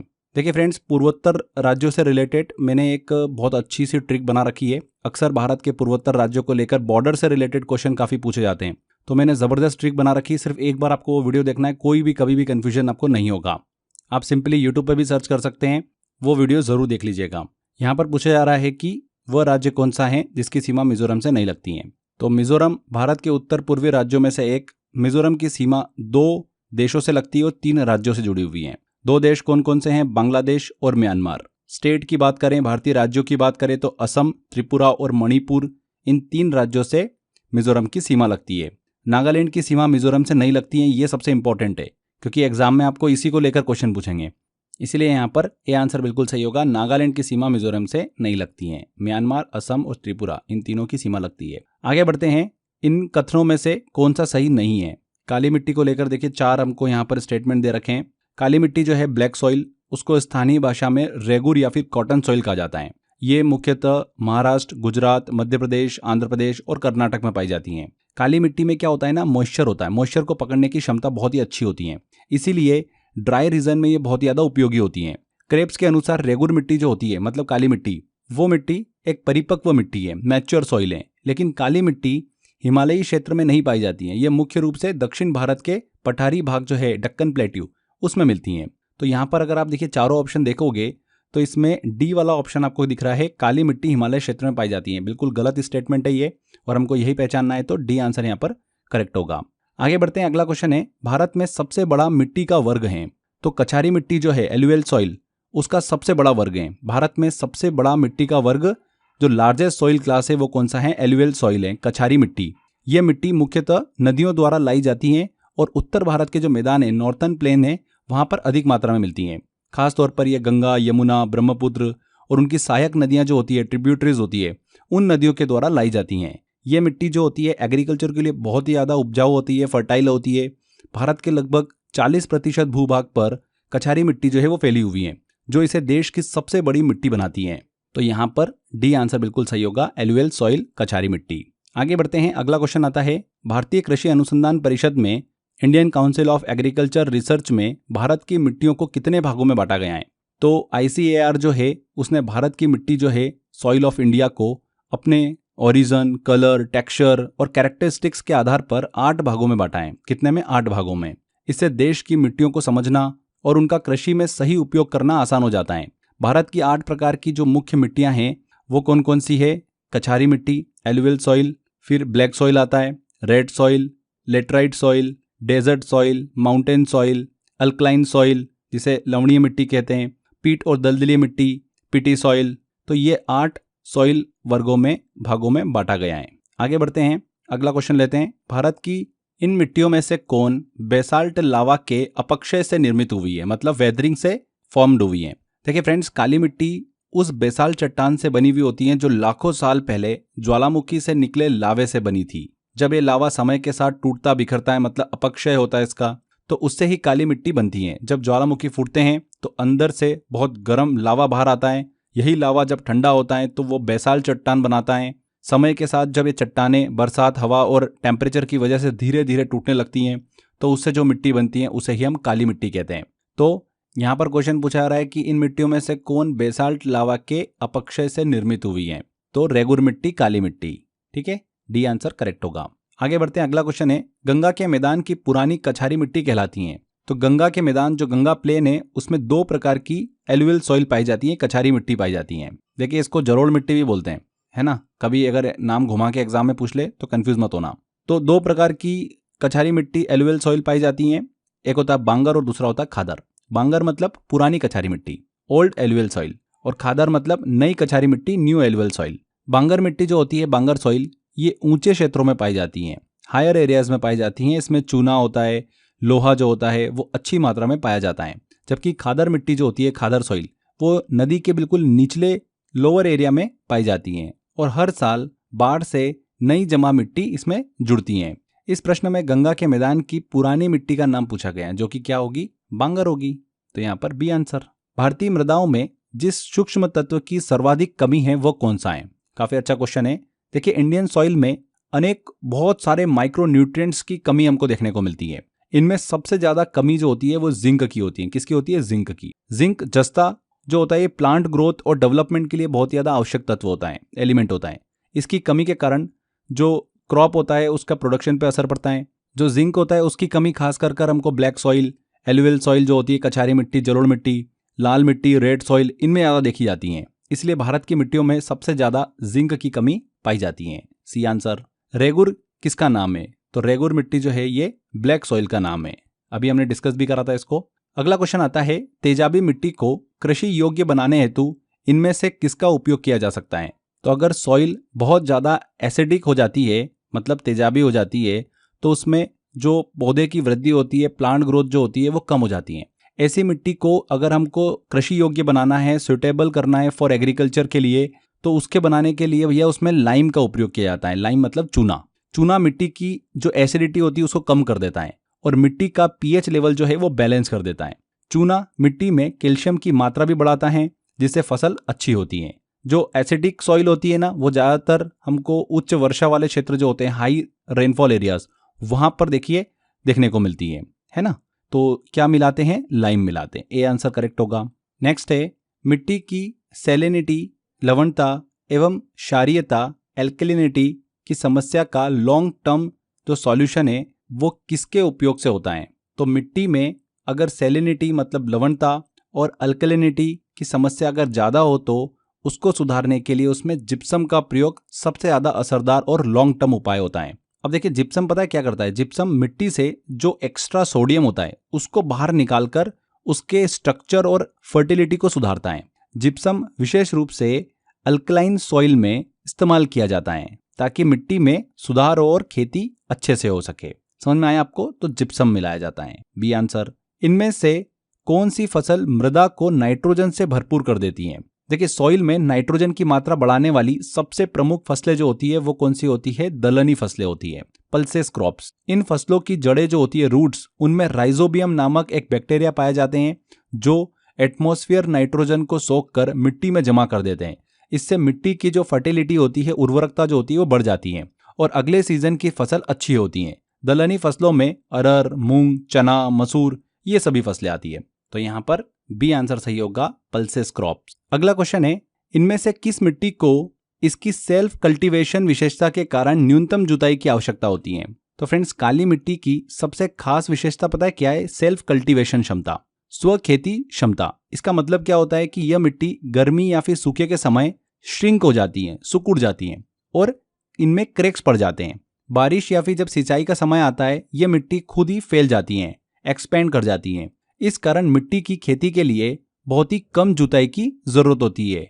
यह मिट्टी मुख्यतः महाराष्ट्र, गुजरात, मध्य प्रदेश और इन क्षेत्रों में पाई जाती है। तो यहाँ पर पूछा जा रहा है कि किस मिट्टी को इसकी स्व खेती सेल्फ कल्टीवेशन विशेषता के कारण न्यूनतम जुताई की आवश्यकता पड़ती है? काली मिट्टी, रेगुर मिट्टी को। डी आंसर करेक्ट होगा। लावा प्लेट्यू में किस प्रकार की मिट्टी की प्रचुरता होती है? तो लावा पठार जो होता है वह क्षेत्र होता है जहां पर पुराने समय में ज्वालामुखी वॉल्केनो से निकलने वाला लावा वो क्या करता है, भूमि को पूरी तरीके से ढक देता है। ऐसे क्षेत्रों में सबसे ज्यादा काली मिट्टी पाई जाती है। यह मिट्टी बेसाल्ट चट्टानों के अपक्षय मतलब वेथरिंग से बनी हुई है। भारत में दक्कन प्लेट्यू एक मुख्य लावा पठार है। महाराष्ट्र, मध्य प्रदेश, गुजरात, यहाँ पर काली मिट्टी की अधिकता हमको देखने को मिलती है। तो काली मिट्टी, डी आंसर बिल्कुल करेक्ट होगा। इनमें से कौन से पठार छोटा नागपुर के पठार का हिस्सा है? हजारीबाग का पठार, रांची का पठार, बस्तर का पठार और बघेलखंड का पठार। तो छोटा नागपुर का पठार झारखंड राज्य में स्थित है। ये भारत के खनिज संसाधन जो है उसके लिए बहुत ज़्यादा प्रसिद्ध हैं, मिनरल रिसोर्सेज। इस पठार का हिस्सा हजारीबाग पठार और रांची पठार है, जबकि बस्तर पठार छत्तीसगढ़ में है और बघेलखंड पठार मध्य प्रदेश में है, जो छोटा नागपुर पठार का हिस्सा नहीं है। तो हजारीबाग का पठार और रांची पठार, 1 और 2 मतलब सी आंसर करेक्ट होगा। कार्डेमम की पहाड़ियाँ कहाँ पर स्थित हैं? ये एग्जाम के अंदर बहुत बार पूछा जाता है क्वेश्चन, ऑलमोस्ट हर एग्जाम में ये क्वेश्चन रिपीट भी होता है। कार्डेमम पहाड़ियाँ जो है भारत के दक्षिणी भाग में स्थित हैं। ये पहाड़ियाँ पश्चिम घाट का हिस्सा हैं और मुख्य रूप से ये तमिलनाडु और केरल राज्य की सीमा पर फैली हुई हैं। इन पहाड़ियों का नाम कार्डेमम इस वजह से पड़ा क्योंकि यहाँ पर कार्डेमम मतलब इलायची की खेती बड़े पैमाने पर होती है। ये क्षेत्र अपनी हरियाली, स्पाइसेस मतलब मसालों और प्राकृतिक सुंदरता के लिए बहुत ज़्यादा प्रसिद्ध हैं। तमिलनाडु और केरल बॉर्डर पर स्थित हैं कार्डेमम की पहाड़ियाँ। अंडमान और निकोबार द्वीप समूह का सर्वोच्च शिखर पल्याण शिखर, सैडल पीक जिसे कहा जाता है, वो स्थित हैं। सैडल पीक, पल्याण शिखर अंडमान और निकोबार द्वीप समूह की सबसे ऊंची चोटी है, हाईएस्ट पीक है। ये उत्तरी अंडमान, नॉर्थ अंडमान में स्थित है। सैडल पीक की ऊंचाई लगभग 732 मीटर है। ये शिखर सैडल पीक नेशनल पार्क के अंदर आता है। यहाँ पर प्राकृतिक वन्य जीव, वाइल्ड लाइफ और बायोडाइवर्सिटी पाई जाती है। तो यहाँ पर इन नॉर्थ अंडमान, उत्तरी अंडमान में बिल्कुल करेक्ट आंसर होगा। इनमें से कौन सा द्वीप गुफा मंदिरों के लिए प्रसिद्ध है? तो एलिफेंटा द्वीप जो है, एलिफेंटा आइलैंड, भारत के महाराष्ट्र राज्य के मुंबई के पास स्थित हैं। ये द्वीप अपनी गुफा मंदिरों के लिए बहुत ज़्यादा प्रसिद्ध हैं, केव टेम्पल्स के लिए। यहाँ की गुफाएं विशेष रूप से भगवान शिव की मूर्तियों और उनके जीवन से जुड़े शिल्पकला के लिए बहुत ज़्यादा प्रसिद्ध हैं। एलिफेंटा की गुफाओं को यूनेस्को के विश्व धरोहर का दर्जा प्राप्त है। तो एलिफेंटा करेक्ट आंसर है। थार मरुस्थल भारत के इनमें से किस राज्य में स्थित हैं? राजस्थान, गुजरात, पंजाब और हरियाणा। 4 देखिए हमको यहाँ पर ऑप्शन दिए। थार मरुस्थल, थार डेजर्ट की बात करें तो भारत का सबसे बड़ा रेगिस्तान है, जिसे ग्रेट इंडियन डेजर्ट भी कहा जाता है। ये मुख्य रूप से राजस्थान राज्य में फैला हुआ है। इसके अलावा इसका विस्तार गुजरात में भी है, पंजाब और हरियाणा राज्यों में भी कुछ भागों में देखने को मिलता है। ये मरुस्थल भारत पाकिस्तान सीमा के बिल्कुल पास स्थित है। भारत का एक महत्वपूर्ण भौगोलिक क्षेत्र है, इंपॉर्टेंट जोग्राफिकल रीजन है। तो चारों यहाँ पर राजस्थान, गुजरात, पंजाब, हरियाणा, डी आंसर। राजस्थान के मरुस्थलीय क्षेत्र में सूखे की समस्या को दूर करने के लिए कौन सी नहर निकाली गई? तो राजस्थान के थार मरुस्थल क्षेत्र में पानी की कमी बहुत ज़्यादा है, सूखा देखने को मिलता है। इस समस्या को दूर करने के लिए इंदिरा गांधी नहर का निर्माण किया गया। इसे पहले राजस्थान नहर भी कहा जाता था। ये भारत की सबसे बड़ी नहर परियोजना है। इस नहर की शुरुआत पंजाब के हरीके बैराज से होती है। राजस्थान के बीकानेर, गंगानगर, जोधपुर जिलों तक ये नहर जाती हैं। इसका मुख्य उद्देश्य क्या है? पीने के पानी और सिंचाई की सुविधा प्रदान करना। तो इंदिरा गांधी नहर, ए आंसर यहाँ पर करेक्ट है। भारत ने थार मरुस्थल में शस्त्र विस्फोट परीक्षण कब किया था? वेपन एक्सप्लोजन टेस्ट कब किया था? तो भारत ने थार डेजर्ट के पोखरण क्षेत्र में अपने पहले परमाणु परीक्षण को अंजाम दिया था। यह परीक्षण 20 मई 1975 को किया गया था। इसे ऑपरेशन स्माइलिंग बुद्धा नाम दिया गया था। इस परीक्षण से भारत विश्व के परमाणु शक्ति संपन्न देशों की सूची में शामिल हो गया था। 20 मई 1975। आगे बढ़ते हैं। ट्रांस हिमालय में कौन कौन से पर्वत सम्मिलित हैं? काराकोरम, लद्दाख, कैलाश और जास्कर। 4 ऑप्शन दे रखे हैं। ट्रांस हिमालय की बात करें तो भारत के उत्तर में मुख्य हिमालय के समानांतर स्थित पर्वत श्रृंखला है। इसे तिब्बती हिमालय भी कहा जाता है। इसमें मुख्य रूप से 4 प्रमुख पर्वत श्रृंखलाएं आती है, काराकोरम पर्वत, लद्दाख पर्वत, जास्कर पर्वत और कैलाश पर्वत। 1, 2, 3, 4 डी आंसर बिल्कुल करेक्ट होगा। काली और तिस्ता के मध्य कौन सा हिमालय है? काली नदी और तिस्ता नदी के बीच का हिमालय क्षेत्र नेपाल हिमालय कहलाता है। यह क्षेत्र उत्तराखंड, नेपाल और सिक्किम के कुछ हिस्सों में फैला हुआ है। काली नदी उत्तराखंड से बहती है और तिस्ता नदी सिक्किम से होकर बहती है। इनके बीच का क्षेत्र नेपाल हिमालय कहलाता है। D answer. निम्नलिखित हिमालय पर्वत श्रृंखलाओं का दक्षिण से उत्तर की ओर सही क्रम होगा। जास्कर, काराकोरम, पीरपंजाल और लद्दाख दे रखा है। तो हिमालय पर्वत श्रृंखला को दक्षिण से उत्तर दिशा में कई हिस्सों में बांटा गया है। दक्षिण से उत्तर की ओर हिमालय पर्वत श्रेणियों का सही क्रम क्या होगा? देखिए, सबसे दक्षिण में है पीरपंजाल, फिर पीरपंजाल के उत्तर में है जास्कर, जास्कर के उत्तर में है लद्दाख और सबसे उत्तर में कौन सा आती है? काराकोरम आती है। तो क्रम क्या होगा सही? 3, 1, 4, 2। पीरपंजाल, जास्कर, लद्दाख और फिर आता है काराकोरम। डी आंसर यहाँ पर करेक्ट होगा। अगला क्वेश्चन है, असम हिमालय स्थित है। असम हिमालय भारत के पूर्वी भाग में स्थित हिमालय का एक प्रमुख भाग है। ये तिस्ता नदी और दिहांग नदी के बीच स्थित है। तिस्ता नदी सिक्किम से बहती है और दिहांग नदी अरुणाचल प्रदेश से होकर ब्रह्मपुत्र में मिलती है। इस क्षेत्र में अरुणाचल प्रदेश के पहाड़ी भाग शामिल हैं। यहाँ पर तिस्ता नदी और दिहांग नदी के मध्य स्थित है। C answer. उत्तराखंड की सबसे ऊंची चोटी कौन सी है? उत्तराखंड राज्य की सबसे ऊंची चोटी नंदा देवी है। इसकी ऊंचाई लगभग 7,816 मीटर है। यह चोटी गढ़वाल हिमालय में स्थित है और नंदा देवी को धार्मिक दृष्टि से बहुत ही अत्यंत पवित्र माना जाता है। इसके चारों ओर नंदा देवी राष्ट्रीय उद्यान स्थित हैं, जो एक यूनेस्को वर्ल्ड हेरिटेज साइट भी हैं। नंदा देवी भारत की सबसे ऊंची चोटी है जो पूरी तरीके से भारत के अंदर स्थित है। जबकि भारत की सबसे ऊंची चोटी कौन सी है? K2 है। पाक अधिकृत कश्मीर जो है POK उसमें स्थित है। 8,611 मीटर इसकी ऊंचाई है। वही कंचनजंगा की बात करें जिसकी ऊंचाई 8,586 मीटर है। ये भारत और नेपाल की सीमा पर स्थित है। सिक्किम में स्थित है ये कंचनजंगा। ठीक है। उत्तराखंड की सबसे ऊंची चोटी कौन सी है? नंदा देवी है। अगला क्वेश्चन आता है, सतलज नदी किस दर्रे से होकर भारत में प्रवेश करती है? सतलज रिवर हिमालय से निकलकर तिब्बत क्षेत्र में बहती हैं और भारत में हिमाचल प्रदेश के शिपकिला दर्रे से प्रवेश करती हैं। यह दर्रा भारत तिब्बती सीमा पर स्थित है।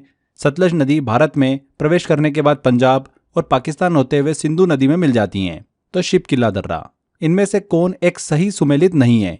देखिए, भारत के कई प्रसिद्ध पहाड़ी दर्रे अलग अलग राज्यों में स्थित हैं। चांगला की बात करें तो ये जम्मू कश्मीर में स्थित है, बिल्कुल सही। रोहतांग दर्रा हिमाचल प्रदेश में स्थित है। बोमडिला अरुणाचल प्रदेश में है। सेला पास उत्तराखंड में नहीं है बल्कि अरुणाचल प्रदेश में है। तो यहाँ पर सेला डी आंसर जो है ये बिल्कुल गलत है। उत्तराखंड में नहीं है, अरुणाचल प्रदेश में स्थित है। आगे बढ़ते हैं। अगला क्वेश्चन आता है, दुनिया के सबसे बड़े बांधों में से एक हीराकुंड बांध किस नदी पर बना है? हीराकुंड डैम की बात कर रहे हैं तो भारत का एक प्रसिद्ध बहुउद्देशीय बांध है। ओडिशा राज्य के संबलपुर जिले में महानदी पर बना हुआ है। किस नदी पर? महानदी पर। यह दुनिया के सबसे लंबे बांधों में गिना जाता है। इस बांध के मुख्य भाग की लंबाई लगभग 4.8 किलोमीटर है और पूरे बांध की लंबाई 25.8 किलोमीटर तक देखने को मिलती है। दुनिया का सबसे लंबा बांध है। यहाँ पर महानदी सी आंसर बिल्कुल करेक्ट होगा। अगला क्वेश्चन आता है, जायकवाड़ी जल विद्युत परियोजना किस नदी पर बनाई गई है? तो जायकवाड़ी जल विद्युत परियोजना हाइड्रो इलेक्ट्रिक प्रोजेक्ट महाराष्ट्र राज्य के औरंगाबाद जिले में स्थित है। यह परियोजना गोदावरी नदी पर बनी हुई है।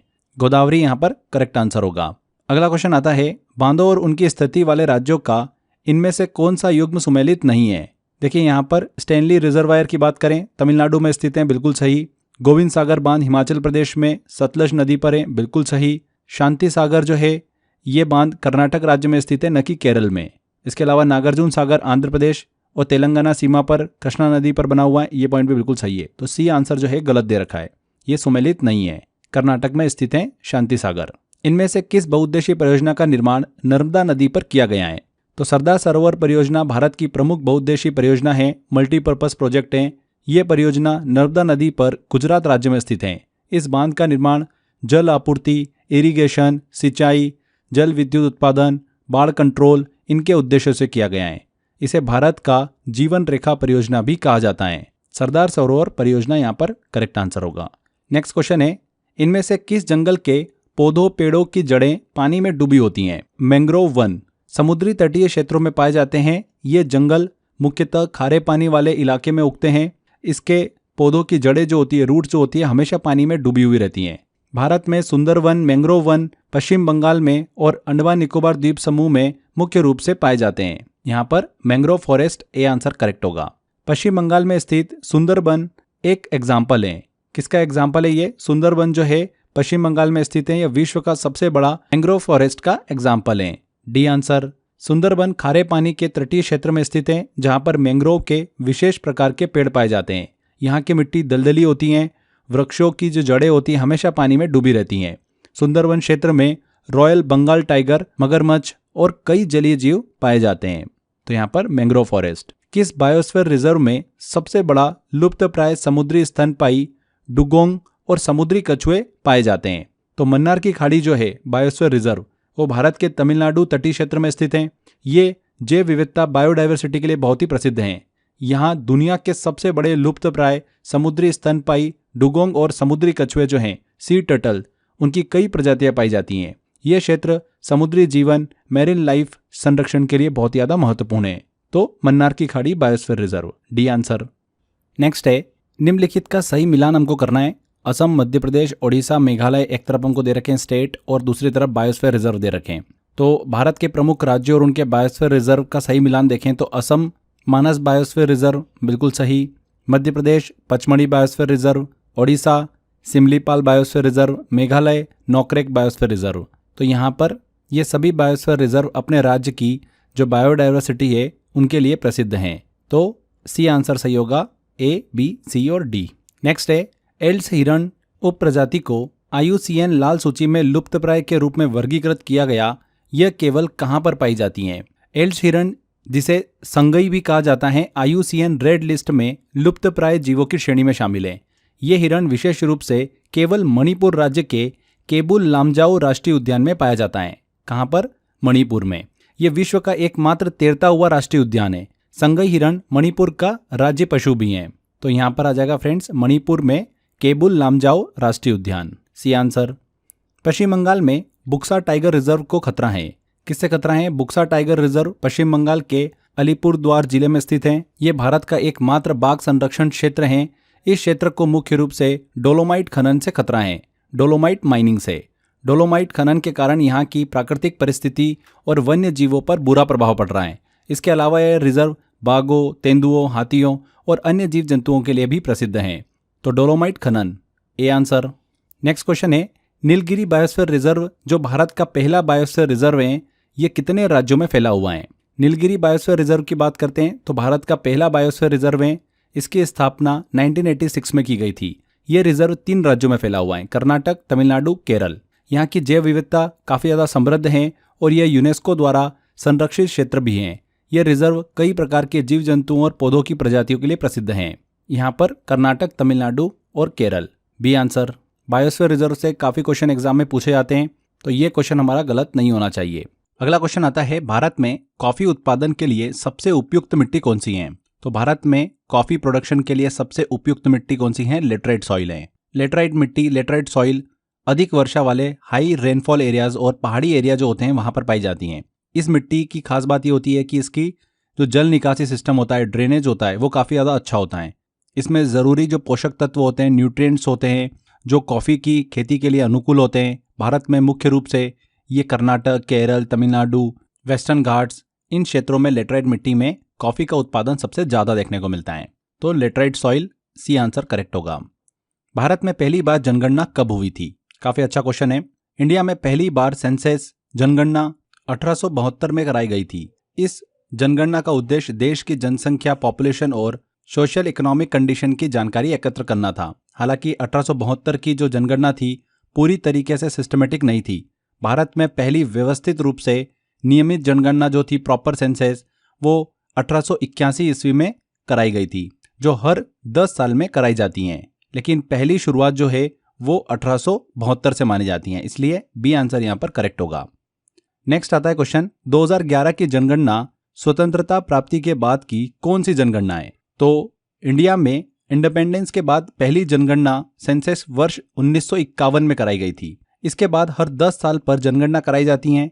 इस क्रम में 2011 की जनगणना स्वतंत्रता प्राप्ति के बाद भारत की 7वीं जनगणना थी। कुल मिलाकर अगर भारत के इतिहास की बात करें तो 2011 की जो जनगणना थी भारत की 15वीं जनगणना थी, लेकिन स्वतंत्रता के बाद इसे 7वीं जनगणना माना जाता है। तो यहाँ पर सी आंसर बिल्कुल करेक्ट होगा। सेंसस जनगणना से रिलेटेड काफ़ी क्वेश्चन एग्जाम में देखने को मिलते हैं। सॉइल जनगणना वाला टॉपिक ये तो बहुत ही इंपॉर्टेंट हो जाते हैं एग्जाम पॉइंट ऑफ व्यू से, तो इन पे थोड़ा सा अच्छा फोकस हमको रखना है।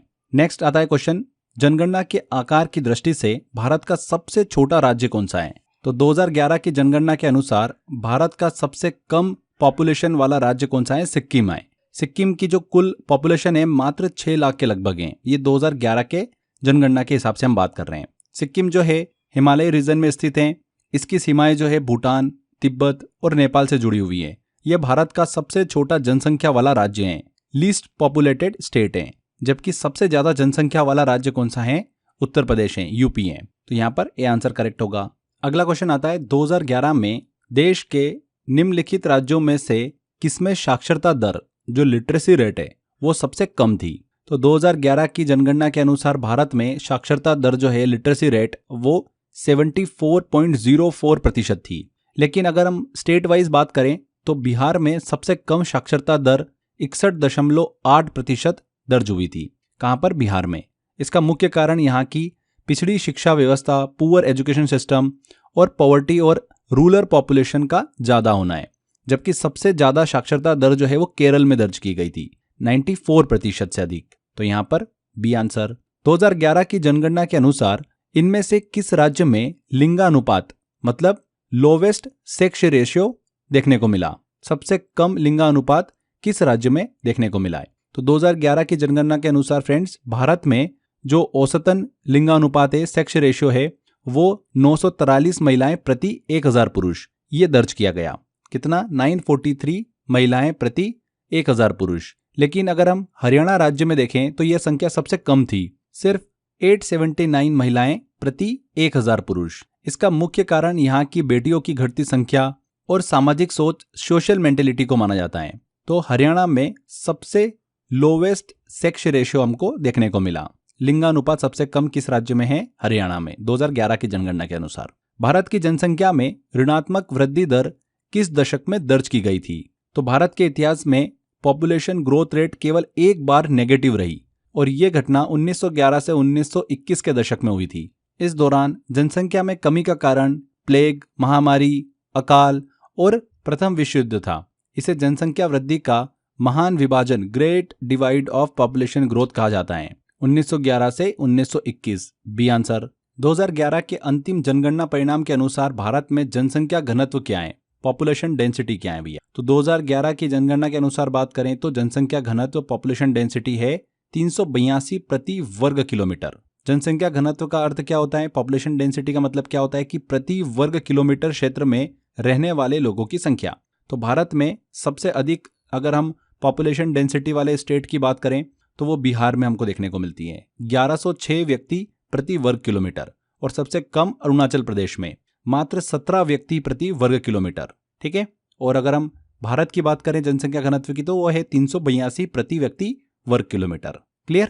यहाँ पर डी आंसर। साल 2011 की जनगणना के अनुसार निम्नलिखित राज्यों में से किस राज्य में स्त्री और पुरुष साक्षरता में सबसे अधिक अंतराल है? तो सेंसस 2011 के अनुसार भारत में मेल लिटरेसी रेट और फीमेल लिटरेसी रेट के बीच सबसे ज्यादा अंतर राजस्थान में पाया गया। कहां पर? राजस्थान में। यहां पर मेल लिटरेसी रेट 80.51% और महिलाओं की साक्षरता दर बात करें, फीमेल लिटरेसी रेट की बात करें तो 52.66% देखने को मिली। यानी दोनों के बीच अंतर लगभग 27.5% का था। इसका कारण सामाजिक पिछड़ापन, सोशल बैकवर्डनेस और बालिका शिक्षा मतलब फीमेल एजुकेशन में कमी को माना जाता है। तो यहाँ पर राजस्थान बिल्कुल करेक्ट आंसर होगा। नेक्स्ट आता है, वर्ष 2011 की जनगणना के अनुसार किस केंद्र शासित प्रदेश का लिंगानुपात सबसे अधिक है? यहाँ पर बात हो रही है कि किस यूनियन टेरिटरी में हाईएस्ट सेक्स रेशियो हमको देखने को मिला। तो इस जनगणना के अनुसार भारत के केंद्र शासित प्रदेशों में सबसे अधिक सेक्स रेशियो हमको पुदुचेरी में देखने को मिला। यहाँ पर प्रति 1000 पुरुषों पर 1037 महिलाएं थी। यह भारत के सभी केंद्र शासित प्रदेशों में सबसे ज्यादा था। जबकि सबसे कम लिंगानुपात सेक्स रेशियो दमन एवं दीव में देखने को मिला, केवल 618 महिलाएं प्रति 1000 पुरुष। अब तो खैर यहाँ पर आंकड़े जो है वो चेंज हो चुके हैं, सबसे कम वाले, क्योंकि Dadar and Nagar Haveli and Daman and Diu को तो अब जॉइंट यूनियन टेरिटरी जो है वो घोषित किया गया है। भारत में 8 यूनियन टेरिटरी हैं, पर आपको एग्जाम में जो क्वेश्चन पूछेंगे वो 2011 की जनगणना के अनुसार पूछेंगे, तो वहां पर यही डेटा काम आएगा। निम्नलिखित जनगणना वर्षों में सेंसस ईयर में किसे भारत के डेमोग्राफिक हिस्ट्री में ग्रेट डिवाइड के रूप में जाना जाता है, महान विभाजक के रूप में जाना जाता है? तो भारत के जनसंख्या इतिहास में 1921 की जो जनगणना है उसको ग्रेट डिवाइड कहा जाता है। क्यों कहा जाता है? देखिए, 1921 को इसलिए कहा जाता है क्योंकि 1921 से पहले भारत की जनसंख्या कभी बढ़ती थी तो कभी घटती थी, लेकिन 1921 के बाद से जनसंख्या में लगातार वृद्धि दर्ज होने लगी है। 1911-1921 दशक में जनसंख्या वृद्धि दर ऋणात्मक थी, नेगेटिव थी, क्योंकि इस दौरान प्लेग, महामारी और अकाल फैल चुका था। 1921 के बाद से जनगणना में हमेशा वृद्धि दर्ज की गई। इसीलिए महान विभाजक ग्रेट डिवाइड के रूप में किस जनगणना वर्ष को जाना जाता है? 1921 को जाना जाता है। B answer. 2011 की जनगणना के अंतिम आंकड़ों के अनुसार भारत के इन राज्यों का जनसंख्या के आधार पर सही क्रम क्या होगा? तो जनसंख्या के आधार पर देखिए, हमको यहाँ पर 5 स्टेट दे रखे हैं, उत्तर प्रदेश, बिहार, महाराष्ट्र, आंध्र प्रदेश और वेस्ट बंगाल। तो फ्रेंड्स, उत्तर प्रदेश की जनसंख्या सबसे ज्यादा, दूसरे नंबर पर फिर महाराष्ट्र, तीसरे पर बिहार, चौथे पर यहाँ पर आएगा वेस्ट बंगाल और पांचवें पर आएगा आंध्र प्रदेश। तो क्रम क्या हो जाएगा? 1, 3, 2, 5 और 4। ये जो क्रम है ये जनसंख्या के आधार पर तय किया गया है। तो डी आंसर। 2011 की जनगणना के अनुसार भारत में प्रति 1000 पुरुषों पर महिलाओं की संख्या कितनी है? यहाँ पर भारत में लिंगानुपात की बात हो रही है, सेक्स रेशियो की बात हो रही है। तो 1000 पुरुषों पर महिलाओं की संख्या कितनी है? 943। डी आंसर करेक्ट होगा। ये आंकड़ा दर्शाता है कि भारत में महिला जनसंख्या पुरुषों की तुलना में कम है, लेकिन ये आंकड़ा जो है 2001 की जनगणना से बेहतर है। उस समय जो सेक्स रेशियो था 2001 की जनगणना में वो कितना था? 933 था। 1000 पुरुषों पर महिलाओं की संख्या कितनी? 933। 2011 में कितनी है? 943। अगला क्वेश्चन है, 2011 की जनगणना के अनुसार भारत की कुल जनसंख्या में नगरीय जनसंख्या का कितना प्रतिशत है? कि भारत की कुल जनसंख्या जो है, टोटल पॉपुलेशन, उसमें अर्बन पॉपुलेशन का प्रतिशत जो है वो 31.2% था। कितना? 31.2%। D answer. भारत की लगभग 31.2% आबादी जो है वो सिटीज और अर्बन एरियाज में रहती है, जबकि बाकी आबादी ग्रामीण क्षेत्र, रूरल एरिया में निवास करती है। नेक्स्ट है, भारत में पहली बार जनगणना किसके कार्यकाल में संपन्न हुई थी? किसके कार्यकाल में संपन्न हुई थी? ध्यान रखिएगा, पहली जनगणना 1872 ईस्वी में कराई गई थी, लॉर्ड मेयो के कार्यकाल में। हालांकि यह जनगणना पूरी तरीके से व्यवस्थित नहीं थी। भारत में पहली व्यवस्थित और नियमित जनगणना वर्ष 1881 में कराई गई थी। यहाँ पर पूछा जा रहा है कि पहली बार जनगणना किसके कार्यकाल में संपन्न हुई थी? तो लॉर्ड मेयो। भारत की सर्वाधिक वर्षा मुख्यतः प्राप्त होती है किस मानसून से? भारत में सबसे अधिक वर्षा, मैक्सिमम रेनफॉल जो होता है वो दक्षिण पश्चिम मानसून से होता है, साउथ वेस्ट मानसून से। ये जो मानसून है ये जून से सितंबर के बीच में आता है। भारत की जो कुल वर्षा होती है उसका लगभग 75% से अधिक भाग इसी मानसून से प्राप्त होता है। खास करके केरल और जो वेस्टर्न घाट होता है, असम और उत्तर पूर्वी भारत, नॉर्थ ईस्ट इंडिया में सबसे ज़्यादा बारिश इसी मानसून से होती है। भारत के किस राज्य में मानसून का आगमन सबसे पहले होता है? किस में होता है? देखिए, केरल स्टेट में।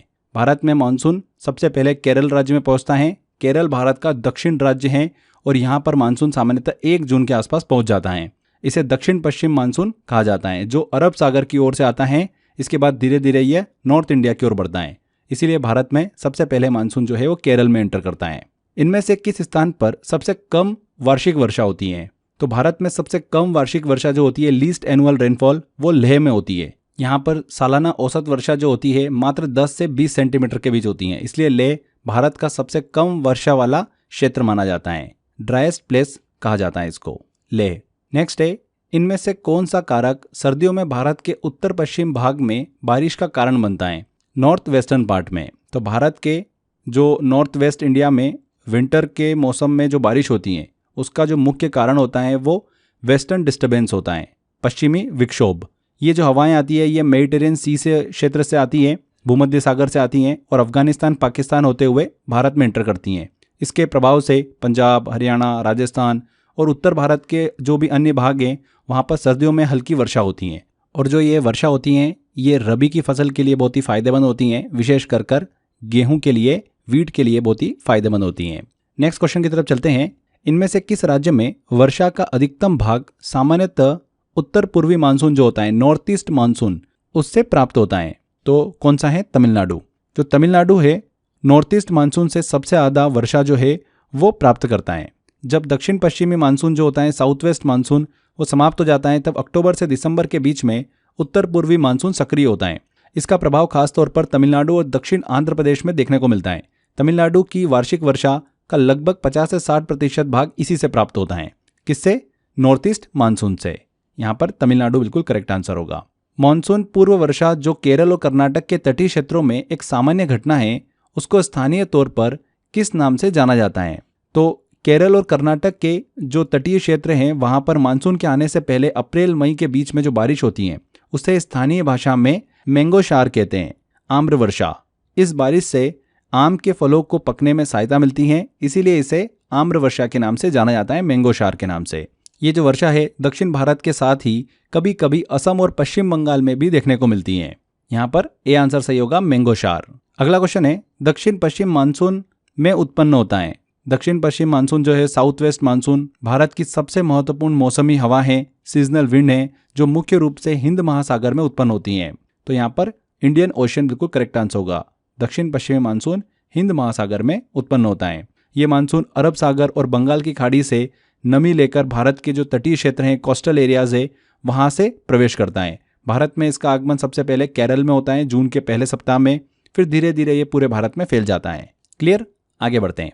दक्षिण भारत के पहाड़ी क्षेत्रों में मौजूद इनमें से कौन सी मिट्टी इस क्षेत्र को चाय और कॉफी की कृषि के लिए उपयुक्त बनाती है? साउथ इंडिया के पहाड़ी क्षेत्र जो हिली एरियाज है वहां पर लेटराइट मिट्टी पाई जाती है और ये मिट्टी उच्च तापमान और भारी वर्षा वाले क्षेत्रों में बनती है। लेटराइट मिट्टी में जो ड्रेनेज होता है, जल निकासी बहुत अच्छा होता है, इसकी बनावट हल्की होती है। यही कारण है कि ये मिट्टी चाय और कॉफी की खेती के लिए बहुत ही ज़्यादा उपयुक्त मानी जाती है। केरल, कर्नाटक, तमिलनाडु में विशेष रूप से इस मिट्टी में चाय और कॉफी की खेती होती है। तो लेटराइट मिट्टी। नेक्स्ट क्वेश्चन आता है, लेटराइट मिट्टी, लेटराइट सॉइल किन क्षेत्रों में विकसित होती हैं? तो फ्रेंड्स, लेटराइट मिट्टी जो है मुख्यतः उन क्षेत्रों में बनती है जहां पर हाई टेम्परेचर होता है और हेवी रेनफॉल होती है।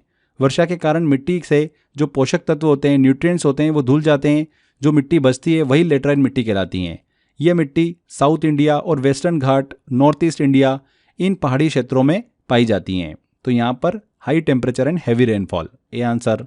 काली मिट्टी मुख्यतः इनमें से किस राज्य में पाई जाती है? तो काली मिट्टी जो है ये महाराष्ट्र में पाई जाती है। काली मिट्टी को ही रेगुन मिट्टी या फिर कॉटन सॉइल कहते हैं। अगला क्वेश्चन आता है, असम में सबसे पहला तेल कुआं कहां पर खोजा गया था? तो भारत में तेल की खोज सबसे पहले असम राज्य के डिगबोई नामक स्थान पर हुई। डिगबोई को भारत का ऑयल सिटी भी कहा जाता है। ऑयल सिटी ऑफ इंडिया किसे कहा जाता है? डिगबोई को। यहाँ 1889 में भारत का पहला तेल कुआं खोजा गया था। डिगबोई रिफाइनरी भारत की सबसे पुरानी तेल रिफाइनरी है। इसके अलावा असम के कुछ और तेल क्षेत्रों की बात करें, प्रमुख तेल क्षेत्रों की, तो नाहरकटिया, मोरान, लाकवा, ये सब भी काफ़ी ज़्यादा प्रसिद्ध हैं। ध्यान रखिएगा, असम में सबसे पहला तेल कुआं कहाँ पर खोजा गया था? डिगबोई में। इनमें से कौन सा शहर भारत की सिलिकॉन वैली के रूप में उभरा है? तो भारत में आईटी मतलब इंफॉर्मेशन टेक्नोलॉजी इंडस्ट्री का सबसे बड़ा और प्रसिद्ध केंद्र बेंगलुरु है। इसी कारण से बेंगलुरु को भारत की सिलिकॉन वैली भी कहा जाता है। यहाँ भारत की सबसे बड़ी आईटी कंपनी जैसे इन्फोसिस, विप्रो, टीसीएस, आईबीएम, ये सभी यहाँ पर स्थित हैं। आईटी एक्सपोर्ट और सॉफ्टवेयर डेवलपमेंट में बेंगलुरु देश का सबसे बड़ा हब है। ये कर्नाटक राज्य की राजधानी भी है। तो बेंगलुरु को कहा जाता है भारत की सिलिकॉन वैली। इनमें से किस इस्पात संयंत्र की स्थापना छत्तीसगढ़ के दुर्ग जिले में रूसी सहयोग से की गई थी? इसमें 1959 में उत्पादन शुरू हुआ था। तो भिलाई इस्पात संयंत्र जो है, भिलाई स्टील प्लांट, छत्तीसगढ़ राज्य के दुर्ग जिले में स्थित है। ये भारत का पहला इस्पात संयंत्र है जिसकी स्थापना 1955 ईस्वी में सोवियत संघ के सहयोग से हुई थी, यूएसएसआर के। यहाँ पर उत्पादन की शुरुआत फरवरी 2059 में हुई थी। भिलाई इस्पात संयंत्र को पब्लिक सेक्टर अंडरटेकिंग के रूप में सेल संचालित करता है। इसके अलावा कुछ प्रमुख इस्पात संयंत्र की बात करें तो राउरकेला, बोकारो, दुर्गापुर, इन सभी का भी नाम देखने को मिलता है। अगला क्वेश्चन है, भारत की सबसे लंबी राजमार्ग सुरंग कौन सी है? तो फ्रेंड्स, कौन सी है? चेनानी नाशरी टनल। ये सुरंग जम्मू और कश्मीर के राष्ट्रीय राजमार्ग NH-44 पर स्थित है। इसकी कुल लंबाई 9.28 किलोमीटर है, जो इसे भारत की सबसे लंबी सड़क हाईवे सुरंग बनाती है। इसे पन्नी टॉप टनल भी कहते हैं। 2 अप्रैल 2017 को इसका उद्घाटन हुआ था। इसमें 2 ट्यूब हैं, एक मेन और एक इमरजेंसी रेस्क्यू के लिए। ध्यान रखिएगा, अगर ये ऑप्शन में नहीं हो और आपको अटल टनल दे रखा हो तो फिर अटल टनल करेक्ट आंसर होगा। अटल टनल की लंबाई कितनी है? 9.02 किलोमीटर है। पर अगर चेनानी नाशरी अगर आपको ऑप्शन में दिखे तो चेन्नई नाशरी बिल्कुल करेक्ट आंसर होगा। डॉक्टर श्यामा प्रसाद मुखर्जी सुरंग के नाम से भी इसे जाना जाता है। आगे बढ़ते हैं, अगले क्वेश्चन की तरफ चलते हैं। इनमें से किस भारतीय स्टील प्लांट का प्रबंधन करने के लिए प्रारंभ में हिंदुस्तान स्टील लिमिटेड की स्थापना की गई थी? तो भारत में स्टील इंडस्ट्री इस्पात उद्योग के विकास के लिए 1954 में हिंदुस्तान स्टील लिमिटेड की स्थापना की गई थी। इस कंपनी की स्थापना मुख्य रूप से राउरकेला इस्पात संयंत्र, राउरकेला जो स्टील प्लांट है उसके संचालन और प्रबंधन के लिए की गई थी। राउरकेला इस्पात संयंत्र जो है ओडिशा राज्य के सुंदरगढ़ जिले में स्थित है। यह भारत का पहला integrated public sector steel plant है। ध्यान रखिएगा, किस भारतीय स्टील प्लांट का प्रबंधन करने के लिए प्रारंभ में हिंदुस्तान स्टील लिमिटेड की स्थापना की गई थी? राउरकेला। भारत की पहली रेलवे लाइन वर्ष 1853 में बॉम्बे से कहां तक बिछाई गई थी? तो भारत की पहली रेलवे लाइन 1853 में शुरू हुई थी। इस रेलवे लाइन को बॉम्बे से ठाणे तक बिछाया गया था। कहां तक? बॉम्बे से ठाणे। C answer. इस लाइन की कुल लंबाई कितनी थी? 34 किलोमीटर थी। इसे Great Indian Peninsular Railway company ने शुरू किया था। C answer. लेह मनाली राजमार्ग का निर्माण एवं रखरखाव किस एजेंसी द्वारा किया जाता है? लेह मनाली राजमार्ग की बात करें, हाईवे की बात करें तो भारत के दो प्रमुख क्षेत्र मनाली और लेह को जोड़ने वाला एक महत्वपूर्ण पर्वतीय राजमार्ग है। इस राजमार्ग का निर्माण और रखरखाव बीआरओ के द्वारा किया जाता है, बॉर्डर रोड ऑर्गेनाइजेशन के द्वारा। बीआरओ भारत के रक्षा मंत्रालय मिनिस्ट्री ऑफ डिफेंस के अंतर्गत कार्य करता है। यह संगठन विशेष रूप से सीमा क्षेत्रों और पहाड़ी इलाकों में सड़कों के निर्माण और देखरेख का कार्य करता है। लेह मनाली हाईवे स्ट्रेटेजिक रूप से भारत के लिए बहुत ज़्यादा महत्वपूर्ण है। तो यहाँ पर बीआरओ बिल्कुल करेक्ट आंसर होगा, डी आंसर। अगला क्वेश्चन है, नेशनल हाईवे राष्ट्रीय राजमार्ग NH-48 का विस्तार कहाँ तक है? NH-48 की बात करें तो भारत के उत्तर से दक्षिण दिशा को जोड़ने वाला एक प्रमुख राजमार्ग है। नेशनल हाईवे 48 का विस्तार दिल्ली से लेकर चेन्नई तक है। 2807 किलोमीटर का ये लंबा देखिए राजमार्ग है। भारत के कई महत्वपूर्ण शहरों से होकर गुजरता है, जैसे कि गुरुग्राम, जयपुर, उदयपुर, अहमदाबाद, मुंबई, पुणे, बेंगलोर, यहाँ से होकर गुजरता है। पहले NH-48 को NH-8 और NH-4 के नाम से जाना जाता था, लेकिन नई नेशनल हाईवे नंबरिंग सिस्टम के तहत इसे NH-48 कहा जाता है। ये भारत के सबसे लंबे राजमार्गों में से एक है। NH-48 कौन कौन से स्टेट से होकर गुजरता है? दिल्ली, हरियाणा, राजस्थान, गुजरात, महाराष्ट्र, कर्नाटक और तमिलनाडु। ठीक है, आपको पता होगा कि भारत का सबसे लंबा नेशनल हाईवे कौन सा है? NH-44 है, जो कि 11 स्टेट से होकर गुजरता है। चलिए आगे बढ़ते हैं। IRCTC का पूर्ण रूप क्या है? IRCTC का फुल फॉर्म क्या है? तो Indian railway catering and tourism corporation. C answer यहाँ पर करेक्ट होगा। देखिए, इंडियन रेलवे की एक सहायक कंपनी है, सब्सिडरी कंपनी है IRCTC। मुख्य रूप से 3 कामों के लिए जानी जाती हैं: railway catering, online ticket booking और टूरिज्म सर्विस के लिए। आगे बढ़ते हैं, अगला क्वेश्चन लेते हैं। नागालैंड की कोन्याक जनजाति द्वारा मनाए जाने वाले वसंत उत्सव को किस रूप में जाना जाता है? तो नागालैंड की कोन्याक जनजाति राज्य की प्रमुख जनजातियों में से एक है। यह जनजाति मुख्य रूप से नागालैंड के मोन जिले में पाई जाती हैं। कोन्याक जनजाति वसंत ऋतु के आगमन पर एवलोंग मोन्यू नामक उत्सव सेलिब्रेट करती हैं। यहाँ पर सी आंसर बिल्कुल सही होगा। यह उत्सव फसल की कटाई और नए वर्ष के स्वागत के रूप में सेलिब्रेट किया जाता है। मिशिगन जनजाति के लोग किस द्वीप पर निवास करते हैं? मिशिगन जनजाति असम की एक प्रमुख जनजाति है। यह जनजाति मुख्य रूप से नदी किनारे और द्वीप क्षेत्रों में निवास करती हैं। मिशिगन जनजाति का सबसे प्रसिद्ध निवास स्थान है माजुली द्वीप। माजुली द्वीप विश्व का सबसे बड़ा नदी द्वीप है। ये द्वीप असम की ब्रह्मपुत्र नदी में स्थित हैं। यहाँ पर माजुली द्वीप ए आंसर बिल्कुल सही होगा। इनमें से कौन सी जनजाति नागालैंड से संबंधित है? नागालैंड पूर्वोत्तर भारत का एक राज्य जहाँ कई जनजातियाँ निवास करती हैं। रेंगमा जनजाति नागालैंड की एक प्रमुख जनजाति है। A answer. ये जनजाति मुख्य रूप से नागालैंड के कोहिमा और तैनिंग क्षेत्रों में पाई जाती हैं। इसके अलावा बोंडा की बात करें तो ओडिशा की है, लिम्बू की बात करें तो सिक्किम की है, पनार की बात करें तो ये मेघालय की है। अगला क्वेश्चन आता है, इनमें से कौन सी अंडमान और निकोबार द्वीप समूह की एक जनजाति है? तो अंडमान निकोबार द्वीप समूह में कुछ प्रमुख आदिवासी जनजाति देखने को मिलती हैं। जारवा जनजाति अंडमान की सबसे प्रसिद्ध जनजाति में से एक है। ये जनजाति मुख्य रूप से दक्षिण और मध्य अंडमान के जंगलों में रहती हैं। यहाँ पर सी आंसर सही होगा, जारवा। फुलानी की बात करें तो ये अफ्रीका की है, एनूस जापान की है और थारू जो है ये उत्तर प्रदेश नेपाल में निवास करती हैं। नेक्स्ट है, कोलाटी भाषा किस राज्य में रहने वाले लोगों द्वारा बोली जाती है? कोलाटी भाषा की बात करें तो भारत के महाराष्ट्र राज्य में बोली जाती हैं। ये भाषा कोलाटी समुदाय द्वारा प्रयोग की जाती है। कोलाटी समुदाय विशेष रूप से महाराष्ट्र के ग्रामीण क्षेत्रों में पाया जाता है। तो यहाँ पर महाराष्ट्र बिल्कुल सही आंसर होगा। गालो एक तानी भाषा है जो किस राज्य में बोली जाती है? गालो भाषा भारत के अरुणाचल प्रदेश राज्य में बोली जाती हैं। ये तानी समूह की भाषा है जिसमें कई आदिवासी भाषाएं आती है। गालो जनजाति मुख्य रूप से अरुणाचल प्रदेश के पश्चिम सियांग जिले में रहती हैं। बाकी विकल्प की अगर भाषाओं को देखें तो हिमाचल प्रदेश, झारखंड, हरियाणा, इनमें गालो भाषा नहीं बोली जाती हैं। अगला क्वेश्चन है, क्षोभ मंडल की औसत ऊंचाई कितनी है?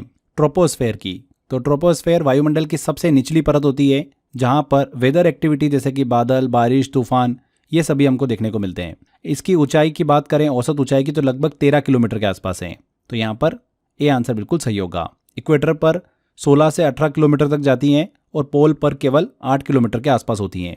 यही परत जीवन के लिए सबसे ज़रूरी होती हैं। नेक्स्ट है, समताप मंडल के संबंध में इनमें से कौन सा कथन सही नहीं है? स्ट्रेटोस्फेयर की बात हो रही है, असल में ट्रोपोस्फेयर के ऊपर और मेसोस्फेयर के नीचे होती है ये। तो यहाँ पर यह कहना गलत होगा कि ये मध्य मंडल के ऊपर होती हैं। ए आंसर यहाँ पर बिल्कुल गलत है। ये मध्य मंडल के ठीक ऊपर नहीं होती हैं, ट्रोपोस्फेयर के ऊपर होती हैं और मेसोस्फेयर के नीचे होती हैं। स्ट्रेटोस्फेयर में ही ओजोन लेयर देखने को मिलती है और ये लगभग 50 किलोमीटर तक फैली हुई होती हैं। अगला क्वेश्चन है, अंतरिक्ष से प्रवेश करने पर उल्कापिंड वायुमंडल की किस परत में जल जाते हैं? तो ये मेसोस्फेयर में जल जाते हैं, मध्य मंडल में।